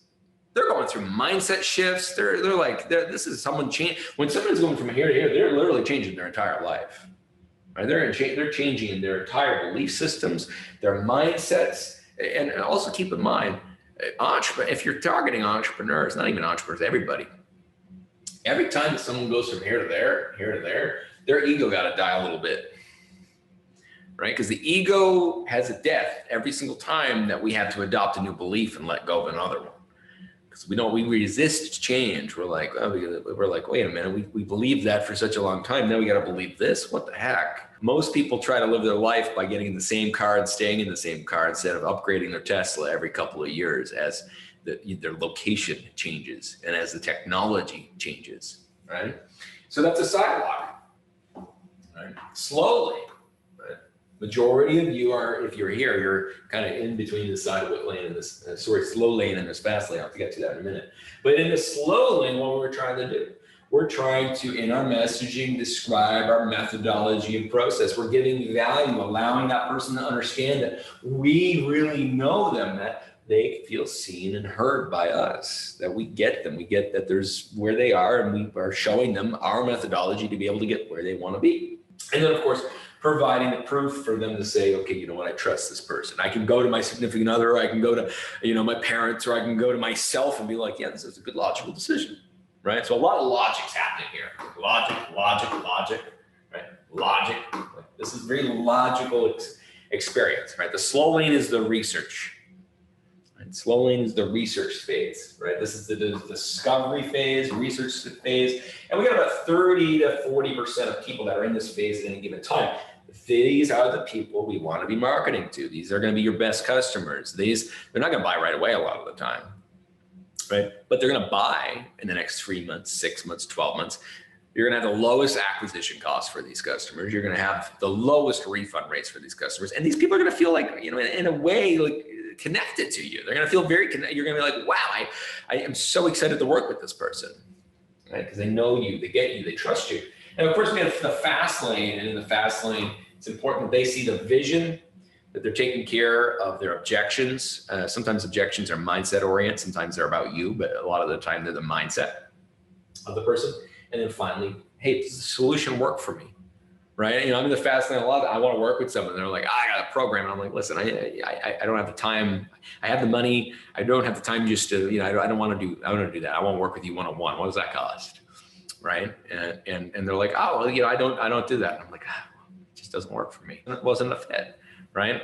A lot of the time our offers aren't in alignment with the customers that we bring in. Right? So what ends up happening, if you just do the fast lane, you're on offer a lot of the time, it doesn't make sense because they're price checking it with other people that are like you, all those different types of things. But if we bring them in here and we transition them over here, we've already helped them build their vision. We've helped them see the objections before they actually are objections. We're allowing them to see our solution is the best solution for them. In essence, what we're essentially helping them do is buy into the fact that they have a pain or problem. Like, we're helping them have the awareness. We're helping them have the awareness that they're buying into a methodology. They're buying into a process to be able to help them go from here to there. They're buying into you. They're then buying into their product. And then finally, they buy into themselves. Do I trust myself to do this and make it successful and not fail? And that is the process that we're doing in messaging. And so, you think about this. If we have messaging and we've got somebody in the fast lane and we're trying to, spend all of our time convincing them of pain, the person in the fast lane, like, listen, I know that I'm quite aware that I have a problem. I don't need to be told. I'm sick of the problem. Please do not tell me about the problem. I don't need to hear about the problem anymore. I'm ready to fix this shit. Now, if I'm here in the slow lane, I'm trying to put proof on people here. They're like, hey, listen, I don't care. Like, I don't care. Cool, awesome, great video testimonials. This is just not relevant to me yet. Right. Same way as if I'm here if someone's in the slow lane and I'm trying to give them a solution before they even understand the methodology and believe in the methodology, they're like, I mean, great, wonderful, awesome price. I'll see you later. I don't get it. Okay. And this goes into everything. This goes on the social media, phone calls. If you're getting on a phone call and someone doesn't know the pain, nope, not going to happen. You're going to have to spend 3 different phone calls going through this. This is why this marketing is so important. Right? So that's the SSF method. And essentially it comes down to this, which is it allows us to be at the right time, right? The right place and the right mindset. So think about it this way. If somebody's on Instagram and I'm just posting on Instagram, most of my Instagram, I know Instagram is going to be sidewalk and slow laners. That's most of the people that are going to follow on Instagram. My slow lane, fast laners, they're going to be my stories. The other people are going to be the fast laners, and the higher echelon of the slow lane is going to be in the DMs. Okay. And now there's essentially 3 sections of sidewalk, slow lane, fast lane. I'm not going into those today. You being here means that you're somewhere between slow lane and fast lane. Right. And through over the next couple of weeks, you decide, hey, yeah, you know what? This is something I really want to do. Or you may be like, you know what, Scott, I don't even need to do any more of the workshop. I came here because I wanted to vibe check this. Right. So a lot of fast laners, they buy things, they're around people to be like, all right, does this feel right to me? Especially people that are in intuitive consciousness. Intellectual consciousness needs a little bit more time and more of the analysis and data. And the willful consciousness just wants to know that the result's going to happen. Okay. So time, place, mindset. So think about this. This happens in you making sure that in your email, you're targeting the right people. In your Facebook ads, you're retargeting the right people. And so that we have this right time, right place, right mindset, which creates this relevant messaging so that we're not spending all your marketing dollars on all these sidewalk people that are not going to convert into being customers for 2 years because you don't have the budget to be able to do this. And at the same time that you're not utilizing your marketing with some webinar that's going to people that are in the fast lane that are going to come in, and some of them might buy, most of them won't. Most of the time, if you pitch somebody too early, they're not going to come back because their ego stops them, right? Because they're like, well, I said no once, so I can't do it. I can't do it now because that means that I don't trust myself now, right? Human psychology around sales and marketing is really, really fascinating. And so then what ends up happening, the other people that do buy, a lot of the time they bought the wrong thing, they don't resonate with you, and now they have buyer's remorse, they're gonna refund, and now you have these massive refund rates, your user acquisition cost is crazy, and you're like looking at this being like, I can't even scale this business. So, going more into the tactical here for a second, there's about 13 types of content. These are a few of them, but I wanted you to kind of know this. So in your messaging and everything that you're messaging, doesn't matter, social media posts, organic, paid, whatever it might be. We essentially have story-driven content and value-driven content, logical content, intuitive content that we're essentially balancing at all times, okay? So in types of content, every single day when we're working on any type of content, we're thinking about, okay, sidewalk, slow lane, fast lane. Who am I trying to talk to? How am I trying to talk to them? Right? And so we're like, okay, am I engaging with story? Am I trying to get to the emotional, right? Am I trying to tell them about my belief system, right? Because if I tell them about my belief system, I'm going to polarize the people away that are not my perfect customer, and I'm going to polarize the people that have the similar belief or respect that belief to me. And I want those people as my customers. Right, lifestyle. Well, you know what? This is not. Hey, look at my car. Look at this. It can include that, right, in the right way. But lifestyle allows for someone to be like, wow, I want that type of lifestyle. And this isn't just in a business coaching niche where we're trying to help people make money. This is a lifestyle of like, hey, look at me with my partner. Hey, look at me with this. Whatever that situation ends up being, a lifestyle allows us to connect with someone to be like, yeah, I want to be more like them. Right? We want to do business with people that we resonate with, that we look up to, and we want to vicariously live through other people at some level, right? On the way to our vision, we surround ourselves and follow others that have parts of what we want. We have authority and value to, of course, build the ability for someone to, know, hey, I want to This person gets me. They see me. They've worked with people like me because they wouldn't be able to talk that way if not. Results and training so that the person actually understands, of course, our methodologies, right? With our process and methodology a little bit better, allows us to understand, them to understand our vibe, what we're good at, that we can actually help them, that we actually understand the pain and problem, PR endorsement, having other people say, yeah, you know what, this person's great. This person makes, this makes sense. Having a podcast with someone, right? All of these things, testimonial, question, solution, all of these types of content in a variety allows for us to build an emotional and intellectual connection with somebody. And here's what the difference is.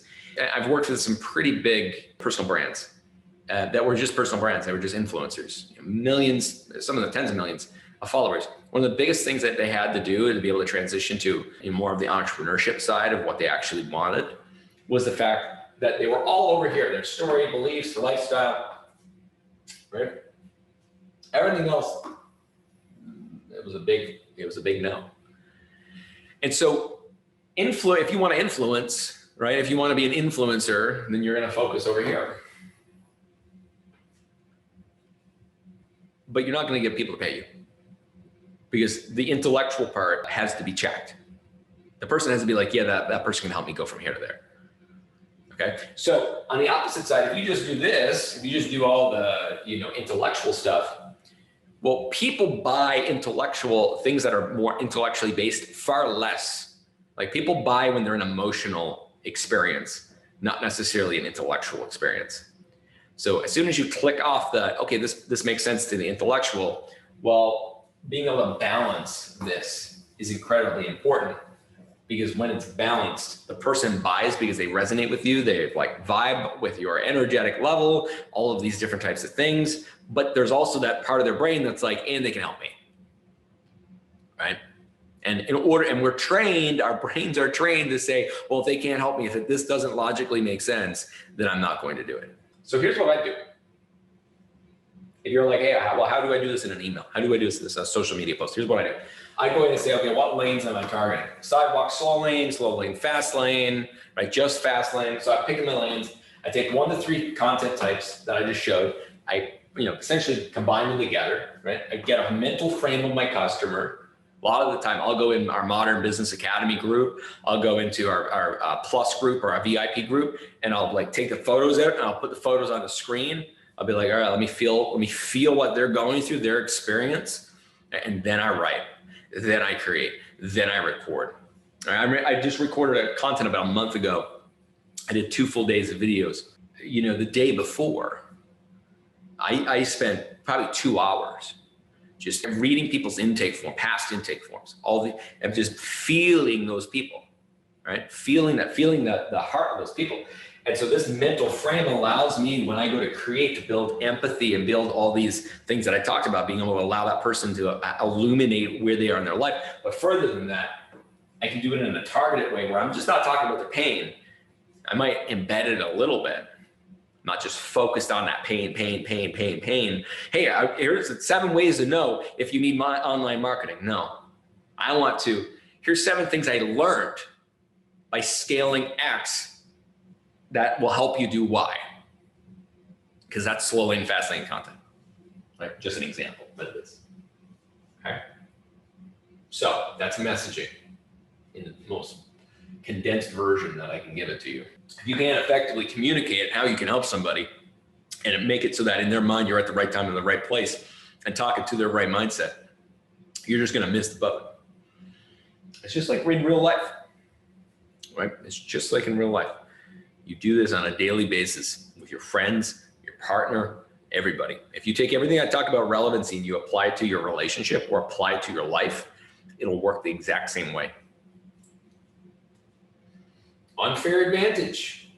This comes down to who are you? It comes down to 6 parts. Now I got a really great article on Entrepreneur Magazine. You go entrepreneur.com/unfair advantage plus Scott Oldford, and it should come up. Right? And it's your experiences, your skills, talent, knowledge, character, and connections that are all connected together.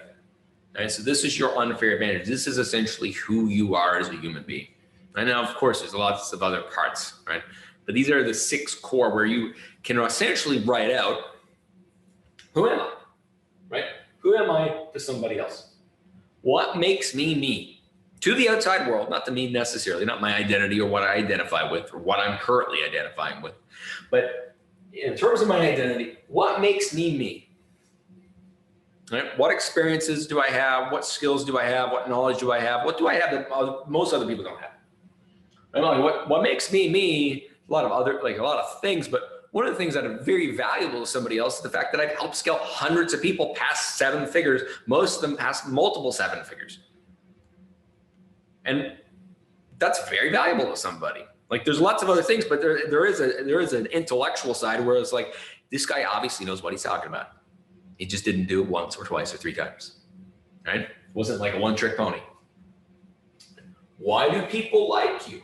Could be funny, could be humor, could be your realness, could be your authenticity, could be the fact that you get it done, to go the extra mile, whatever it might be, right? And it's going to change, right? Every person that meets you, they're going to have a different thing, right? Why they like you. But getting a context of why somebody likes you is really important. Why somebody likes me today, what I see in my own brand is I have a level of balance. In many ways, people like me because of the fact that I'm real with them. I'm not going to bullshit them. I'm not going to lie to them. I'm going to be honest. My integrity, right? Those things. Next question, what are you hiding behind? All right. So whatever you're hiding behind is your highest superpower, right? And it could be anything. It could be your authenticity, could be the fact that you don't like your customers and you need to change. This is a bit, the essence of who you are. Subconsciously, we know when people are like holding back. Subconsciously, we know when somebody's not being truthful. But like our subconscious knows, our intuitiveness knows. Even if we deny it, we always know the truth. Right? It's really hard to, hide that. I know the time of me integrating consciousness work and spirituality into my work. I mean, I felt that, for a while, I felt inauthentic because I was afraid to share that side of me. Right? I was afraid. I was like, a lot of people aren't going to resonate with that. That's too much. I'm like, you know what? That's fine. That's cool. But it took me a while to get there. It took me for sure a while to get there. Right, so what are we hiding? And where can you become even more authentic? What can we do that makes it so that we always feel like there's an edge? There's an edge of what we're actually sharing. Where it's like, is this too much over the border? Is this too much? Is this too much? Am I being too much? Right? First thing that will happen in a relationship after 6 months, you'll start getting the fear of being too much. Same thing happens in business, right? That fear of, am I being too much? Well, that is your authenticity. That is the edge of your authenticity. And that edge of authenticity makes somebody so magnetized towards you inside of the realm of relevancy. Makes you so magnetic. Because a person is like, wow, that's a lot. And that's good. For the right people, you're never too much. And those are the people we want to work with. Let's talk about story. So story is really, really fascinating because when they do brain scans, total other sides happen when you're told stories than when you're actually having like an intellectual conversation. Totally, we've known this, but when you actually think about it, you're like, well, why the heck am I not using more storytelling? And so in what we do, we always have kind of like a core story that defines our brand, that in many ways define who we are, how somebody contextualizes us. And then from there, mine for a while was that mine now I'm kind of birthing into existence is about balance and harmony and alignment, right? Being able to build a business, but not kill yourself, right? If I look back, one of the biggest things I wish I would have done is try not to kill myself on the way to, and I'd say the reason why I don't have hair today, even though I really do love being bald, but I'd say the number one reason I don't have hair today is because of the amount of stress I put on myself because I was $1 million in debt. right? And I could have got out of it in a much more harmonic way, a lot more balance.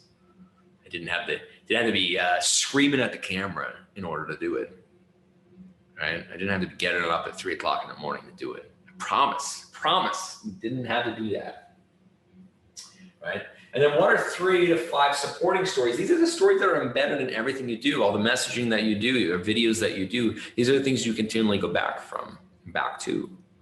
These are the things that are true, authentic things, right? And people are like, well, I don't have a story. I was like, well, cool, go out and start living life. If you don't have stories, then you haven't lived, right? You haven't experienced life unless you have stories. Right? We have stories that captivate. It's really easy to do. Just go out and have fun. And number one reason people don't have stories is because they don't have fun. Or they've spent too much of their life being comfortable. Right? So you don't have stories. I'm not about making them up. Please don't make up a story. People will see right through it. These are your authentic stories, the things that actually mean something to you. So a lot of the time, the things that you don't want to tell somebody. Right? In my latest video, I launched it this morning. I sent an email about it. You can see it on my YouTube. I talk about having a business that hit, at 8 figures, right? And then being like, well, this is not in alignment for me. I don't want to do this. This is not harmony. And this path of going from not in alignment and not harmony to that. And I, for a while, hated to admit the fact that I felt like I failed in 2019. I built a very successful business, but to me, it was a failure. To me, it did not do, and not failure in a bad way. I'm not like, oh, it was a failure. But to me, it wasn't success. It wasn't my definition of success. And I took a long time. It took a year and a half for me to even talk about that story, right? Because there was an embarrassment. There was like, wow, like I still didn't figure that out for myself. But, we're all always learning, failing, and pushing that forward. We need to go back to what do these stories say, right? What do these stories say about us? How does this allow the contextualization? I can tell some stories that literally there's no reason for the story. It's a good story, funny story, great story. But it's not going to contextualize and help somebody get closer, right? So there's always this element of like, we have to be conscious of what we're talking about, allowing people to guide them versus just kind of being all over the place. And the being all over the place will attract other people that are all over the place. Generally not a good idea, right? We want them to have a theme and have that reason, right? Be conscious and intentional of what we're actually building inside of our storytelling. And then the last one, and I've talked about this a couple of times now, inside of our authenticity. It's like being able to be on that place where it's like, writing it gives you a little tear, right? And so you get the question of, well, hey, I have an agency. How does that help me? Well, just because you have an agency doesn't mean that the other person's not buying from you. And talk about your personal stories. Talk about whatever it might be. It could be about your kid. It could be about your relationship. Whatever it might be. Or what bleeds is, hey, listen, everyone's doing it this way, and that way sucks. And here's why. And here's why it sucks. And here's why you should not do it that way. And here's a story. And here's a parable. Here's a story that shows that that's silly to do. That's like going, it's like my SSF method. When I came out with that, my bleed was, listen, why are you targeting 3% of your audience? What's going on with the other 97%? You are literally missing the boat. You're snoozing in on this, right? It could be that. Right? You don't have a personal brand in that way. It doesn't have to be this, oh, look how much of a debt I am. Authenticity is a muscle. We build it each day, right? Integrity and authenticity, we build that over time, right? We go out on the edge, and then we get used to surfing that wave. All right. Method and process. So method and your process, my SSF method, my ROI method, the different things that you go online and see. If you go to thenucleareffect.com/4 frameworks, those are my 4 methodologies. 5th one coming soon. And a process and a method is very important. So every single person, if you helped anybody, there's always a process or methodology. If you've helped more than 5 to 10 people, you have a process and methodology on how, okay, man, this. Right? So if you don't have a methodology, it's very difficult to scale without a methodology. And there's a lot of reasons why. One of the largest reasons is that everyone's going to want to work with you. Right? If you have a methodology, you can have team members that you can work with. If you have a methodology, you can talk about the methodology. If you don't, everyone's going to want to work with you just one-on-one because you get results, right? So a methodology allows you to scale, allows you to talk about what you do. Right? Also allows you to have far more return in what you actually do because somebody's being able to essentially, number 2 and 3 kind of very similar. Someone's able to actually intellectually understand and grasp and contextualize what it is you do. Right? So when somebody sits down and they're like, okay, SSF, this is for marketing messaging. Wow, that's brilliant. Like that really makes sense to me. That really makes sense. Well, I definitely need to be doing this low lane and fast lane. And as soon as you have that, you would now have it in your mind. You've contextualized. All right, that makes sense. So what Scott says also must make sense because that was smart. And then you see something else and you're like, wow, that actually makes sense too. The way that our brain works, we cross over proof. Okay, so if we see one thing that works, we'll go there and we'll be like, oh, that worked. That made sense too. Even if we didn't research the second thing or the third thing or the fourth thing or the fifth thing. Our context of somebody makes us believe in them or not believe in them very quickly. Right? And of course comes down to people understanding and contextualizing you. Right? So a method and a process, very, very, very important. And how do you build one? Right? And I have a whole process for building one that we work with, the people that we mentor. But this is the high level, right? This is the high level version of it, right? So outline your process. And the easiest way to do that is map a client in it, right? So go through one of your clients that you worked with and be like, all right, what did I do? Go do. Right? And what you're going to come out with is some version of what it is. And then what you want to do is you want to go and talk to new clients, talk to your current clients, you talk to other people, present it. That's how I did the SSF method. I had this idea, put it down, did it in a webinar back in 2015, and people loved it. People were like, wow, I've really got that. And I was like, okay, that's it. Now this new methodology around consciousness that I've been building, I've been putting it out a little bit here and there and there and there, right? I don't have it built out. There's no guide. There's no website you can go to yet. I've been in this kind of talk, present. I've been working on it with my, people I've been working with one-on-one, the businesses I'm an investor in, and I've seen the kind of real time. And now I'm getting it refined and polished and optimized. And of course, in my situation, when I put something out there, I'm kind of beyond the point where, I want to put something out that's kind of like 1/10 of what it is, right? Because a lot of people, when I put something out there, a lot of people are going to see it, right? And a lot of first impressions, right? And so, but even my ROI method started in 2016. I didn't publish it until 2018, but I started using elements of it in my marketing. Started using elements of it when I talk to clients, getting new clients on the phone, whatever it might be. And so over time, it starts to become this thing that has cool graphics and has, cool slides and makes a lot of sense. But at the beginning, the methodology is just you talking about it. Step 1, step 2, step 3, step 4, step 5. A very logical ability for someone to understand and contextualize what it is you actually do. All right, so that's method. Let's get the offer. You can have a great brand. If you don't build the right offer based on your positioning, all of these things, you're not going to get people to actually buy from you. So here's what it comes down to.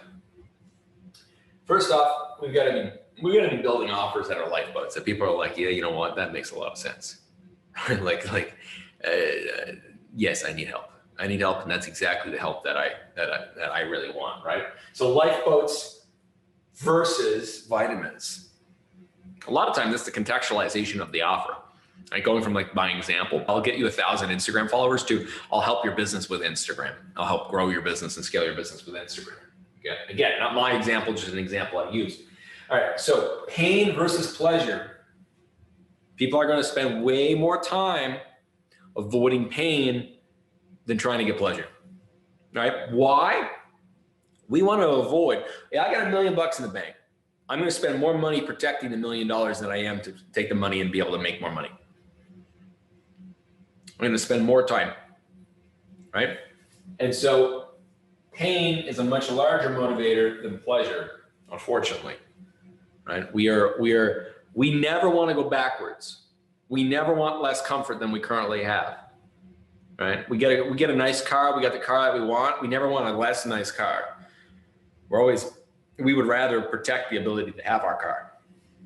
So pain's a much larger of a motivator. Clarity, someone not understanding how it's going to work, someone not understanding how it's going to work for them, someone not understanding the actual steps, it not being clearly laid out. This is the logic. If it logically does not make sense, people are not going to buy. People do not buy things that they do not understand, unless very emotionally inclined, and I don't even want to get into that. There's an entire element of being able to do that, but I don't recommend trying to make your offer that way because you can fail really quick. Alignment, right? Allowing someone to see how it aligns into their life and sharing back to them. This is allowing somebody to be seen and heard, sharing with them how you see that this is in alignment based upon their lifestyle, based upon where they are, based upon where they want to be. ROI, different context of ROI here. We're talking return on investment here. What's the return on investment? Allowing them to know what the return has been for other people or what you generally would expect. Not promising, but generally being able to expect, well, this is what the actual return is, or the return that is invisible, talking to them what's going to actually happen in their life that may not be tangible in their bank account, but it's tangible in terms of their happiness or their fulfillment or whatever it is that you're helping somebody with. Guarantee depends on the situation. Generally, guarantees are most needed with people that are in the fast lane that have not been in the slow lane for a while. A guarantee will, of course, generally work of being able to get someone to come in the door. If someone won't do it without a guarantee, it's generally not going to be a good customer, right? Almost 100% of the time. It'll definitely help you get sales. It will increase your refund rate, but making some level of guarantee obviously moves the boat. But what I have found is that it moves the boat most with the people that came to you in the fast lane versus going from the slow lane to the fast lane, okay? Proof, I mean, this is just a simple one. Hey, listen, here's the other 5 people that did this and here's what happened. Here's the 10 people that did this and here's what happened. Hey, I helped a bunch of people do this and here's what the results were, right? And this just happens over time. You don't have to have a ton of proof, right? You definitely don't have to have a ton of proof. And then finally, from a delivery perspective, does the delivery make sense for them, right? Does the delivery make sense for them? And this generally comes back to, is it the way that they like to consume content? Is it the way that they like to communicate? I got some people and they're like, hey, listen, Scott, I don't want to be on any group calls. I just want time with you one-on-one. Cool, awesome. Here's your offer, right? Some people are like, you know what? I know doing one-on-one with you is just totally out of my league in terms of cost, but I want to be around you. I want to be able to ask questions. Okay, cool. Here's the offer that makes sense for you. Okay. And so this is really important to realize that the delivery of the offer makes it that, a part of the irresistible offer. Okay, so these are the 8 parts that I always see that have to be in your own alignment. And also keep in mind, with all offers, it has to work for you and the customer and the business, right? If it doesn't work for you, if you hate doing one-on-one calls and you have an offer and you're doing, and that's the whole thing, one-on-one calls, you're going to burn out. Right? We always burn out on things that, not always, but a lot of the time I see as entrepreneurs, we burn out when we're doing something we don't want to do, right? That's out of alignment with what we want to do. We can't find harmony when it's like that. Also, if we're doing something and, the profit margin's 5%, well, the business is going to suffer, right? Or if we have a business and the profit margin's 90%, but the customer's not getting successful, the customer's suffering, right? So we have got to have this triangle in between that this offer has to work for you, has to work for the business, and it has to work for the customer. All right. So how do you bring all that I just showed you? And of course, over the next 4 days, I'm going to be going back to relevancy and how it ties into omnipresence and intimacy and funnels and actually implementing all this type of stuff. But you got to realize this goes back to your social media, your email, your website, videos, groups, ads, blog, like everything that you do from this point forward when it comes to marketing and sales is going from, okay, I need to understand how I am relevant. Easiest way to be able to do this is write all of this stuff down. Be able to, when I get people to do this, when they come and work with this, I get them to, essentially put it on their entire wall and keep it there. Like that's who you are right now. Like that is who you are to the world right now. And this then gets embedded in every video, every email, every ad, everything that you do is telling the same story and helping that same person. And repetition, and this is what we're going to talk about tomorrow, repetition after repetition after repetition with omnipresence makes it so that that person goes from the sidewalk to the slow lane to the fast lane to eventually working with you. Right? So what we're really doing in everything that I talked about, and the next part is the last part. We got the person over there, or sorry, you over here, we have the customer over here, and we're trying to essentially build a gap here, build an energetic cord. We can use an energetic cord, we can whatever word you want, but we're trying to build, what relevancy is building a cord between you and the potential customer, so that that person feels as if you're the person to be able to work with them. So everything I talked about, all the 7 things that I've talked about at this point, allows you to be like, all right, I got this rope, and let me start throwing at the rope, right? And the rope looks a certain way, and it's going for a certain type of person, and it's only for those types of people, so that that other person can essentially grab onto this rope, right? Of course, speaking in metaphors here. And this person then what relevancy allows us to do is to build the first part of what marketing and sales is, which is essentially being able to, pull that person towards us so that we can actually help them. Right? From an energetic spiritual side, it's allowing us to build an energetic cord that can be strengthened through omnipresence and intimacy, so that energy can be exchanged between us and somebody else, energy being money, and energy on our side being help for them. Right? Help with whatever it is that we help with. Okay. And so everything in relevancy is building this cord. Most of the issue right here in all marketing and sales is the fact that people don't spend enough time understanding who they are to other people. And so we never get the aha moment. We get people that we're not really relevant to, that make us decrease our prices, makes us undersell, makes us have to over deliver, makes us not get the results, and makes it so that we burn out from working with people that we should have probably never worked with in the first place. And when we do this, we build our business much more quickly, because it's once you get momentum, once you feel like these are the people I want to work with, we can have so much more momentum with that group of people. It's essentially a signal to people and the universe, hey, I'm ready to help these people. And I'm ready to help people go from here to there. And it's one of the hardest elements that people have is relevancy, because it requires them to have the belief that there's enough people out there that they can help, that is this small sliver of the entire planet that's out there.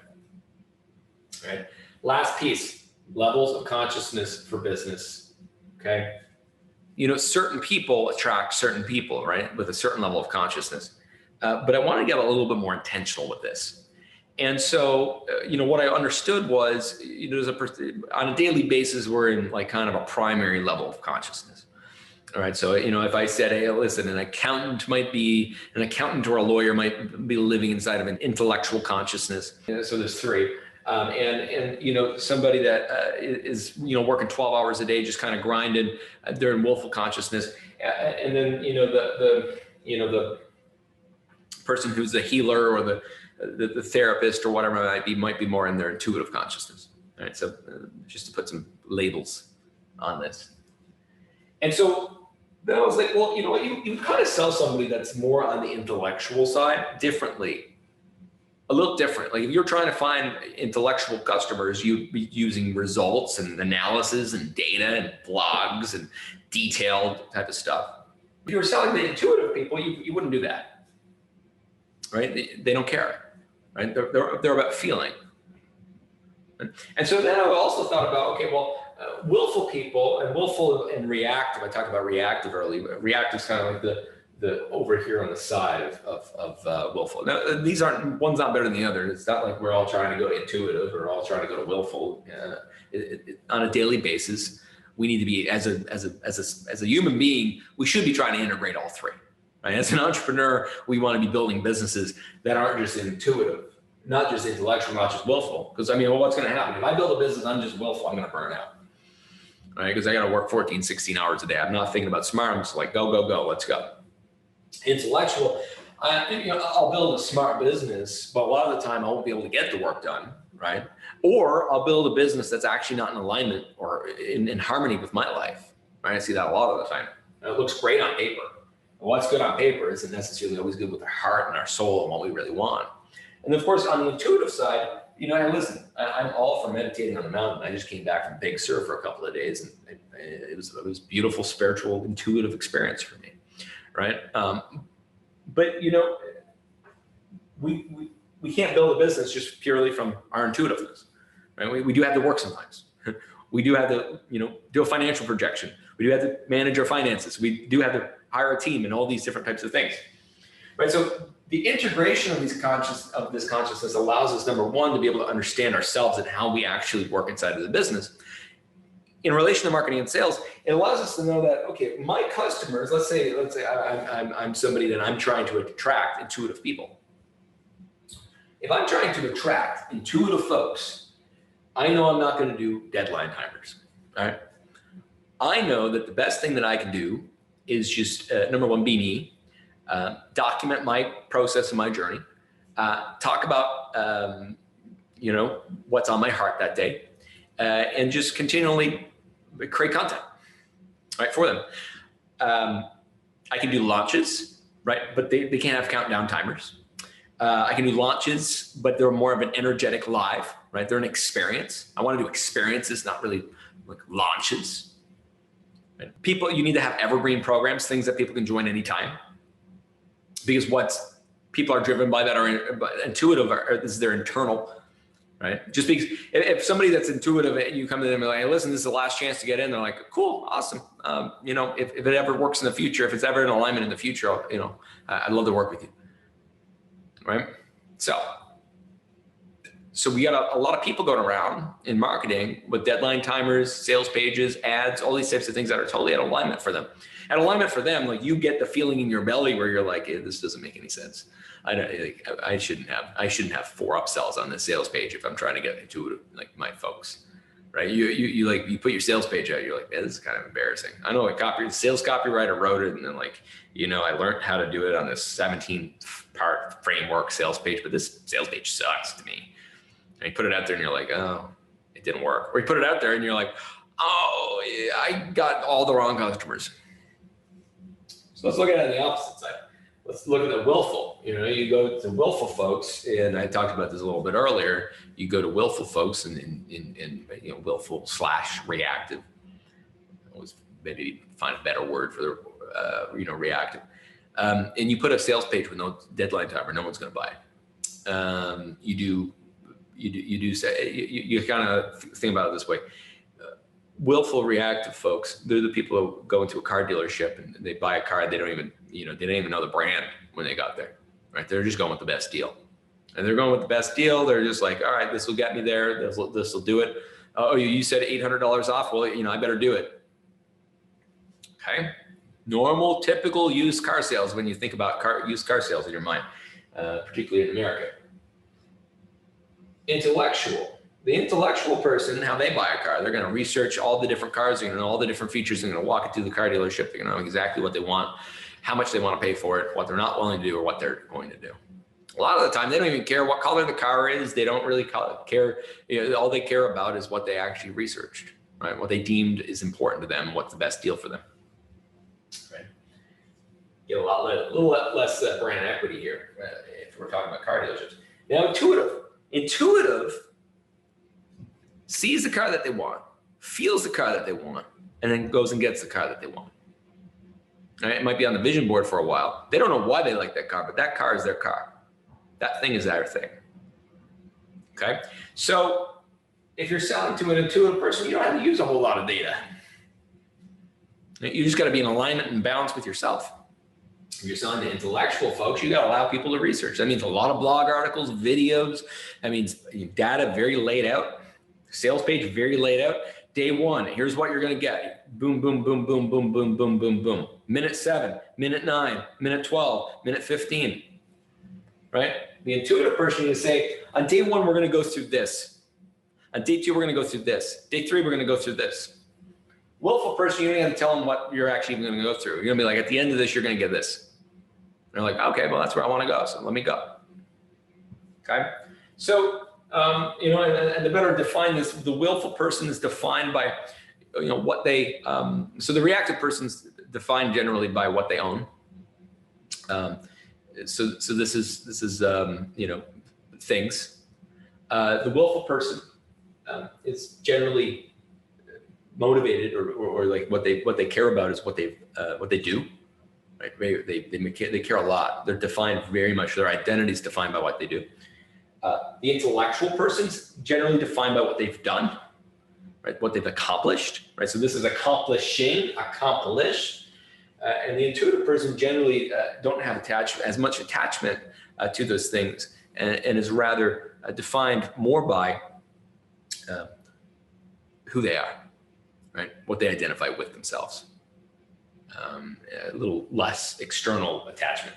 And I have to say that, like, this is not like I'm trying to go from here to here. Some days it's important to be here, and some days it's important to be here. You don't want to go to your accountant, okay? You do not want to go to your accountant and be an intuitive, because you're going to be like, it all doesn't matter anyways. It's a duality of life. Doesn't matter if I have a good month this month or next month or whatever month. I'll just manifest the money. Really not a great conversation with your accountant. I'll be honest. It's not good. So what you want to do is you want to go to your accountant in an intellectual consciousness. Very useful consciousness, because you're like, okay, cool, awesome. And then once you actually go away from the accountant, you can be like, okay, now let me go into my intuitive and be like, what do I want to do with this? And let me come down now into willfulness, and let me go and actually do something about it. All right. So, and of course, your customers are doing the same. You're on a sales page. You can bring a willful person intellectual, right? You can bring people into other different levels. But the main question is, what level do you actually want to work with? Which people are you actually going to get the results with? And in my business, it's all three. So I'm trying to help the willful person become more intellectual, the intellectual become more intuitive, and the intuitive become more intellectual and willful. I'm in a unique situation from that perspective, right? But I've been able to build my business big enough that's really being able to essentially integrate these, right? So that people can have all three inside of their life and inside of their business, because that's what builds a business that comes from harmony. Right? So I'm going to be going deeper into this. I even have an Excel that I've been working on. I might be able to share it with you guys that actually even give you, hey, here's the tone of the sales page. Here's the tone of this. Here's how to, a basic formulation of these three levels of consciousness and how to be able to properly market it and sell to them. Because everything you do, from ads to emails, everything, this is a major part of your relevancy. It's also a major part of allowing you to feel authentically expressed inside of your business. Okay.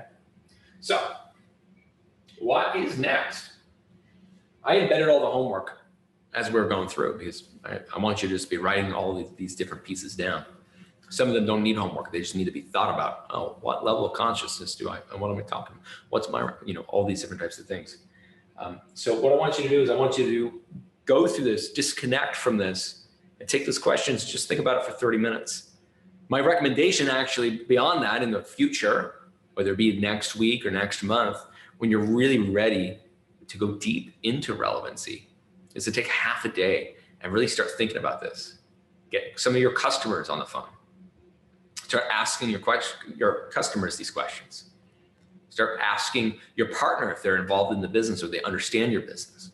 Start asking if you have any team members, and start being able to build this. Start putting it on the wall of understanding who you are. Because the more you understand who you are to the world, the easier time you're going to be able to attract those perfect customers that not only feel good, that only pay you what you're worth, but really, truly are the ones that you're here to actually impact and actually help. And when we do that, it's much easier to scale our business, much easier not to burn out. I think the reason why I don't burn out today is because of the fact that I'm so fueled and so in alignment with those people that I actually serve, those people that I actually help. So tomorrow, we're going to be talking about omnipresence. And omnipresence goes into how do we get in front of the people that we need to be in front of? How do we actually get in front of them time and time and time and time again once we have our relevancy unlocked, so that we have this steady, consistent group of people that continually want to go and work with us, that are continually going from the sidewalk to the slow lane to the fast lane. That is it for today. I'm so excited for day 2. We're only scratching the surface. So excited for day two. If you're watching the replay, thank you for being here. And listen, I just appreciate for your time, your attention, your awareness, all of this, and all the great things that we get to build together. So with that said, love you all. I'll see you soon. Bye, everyone.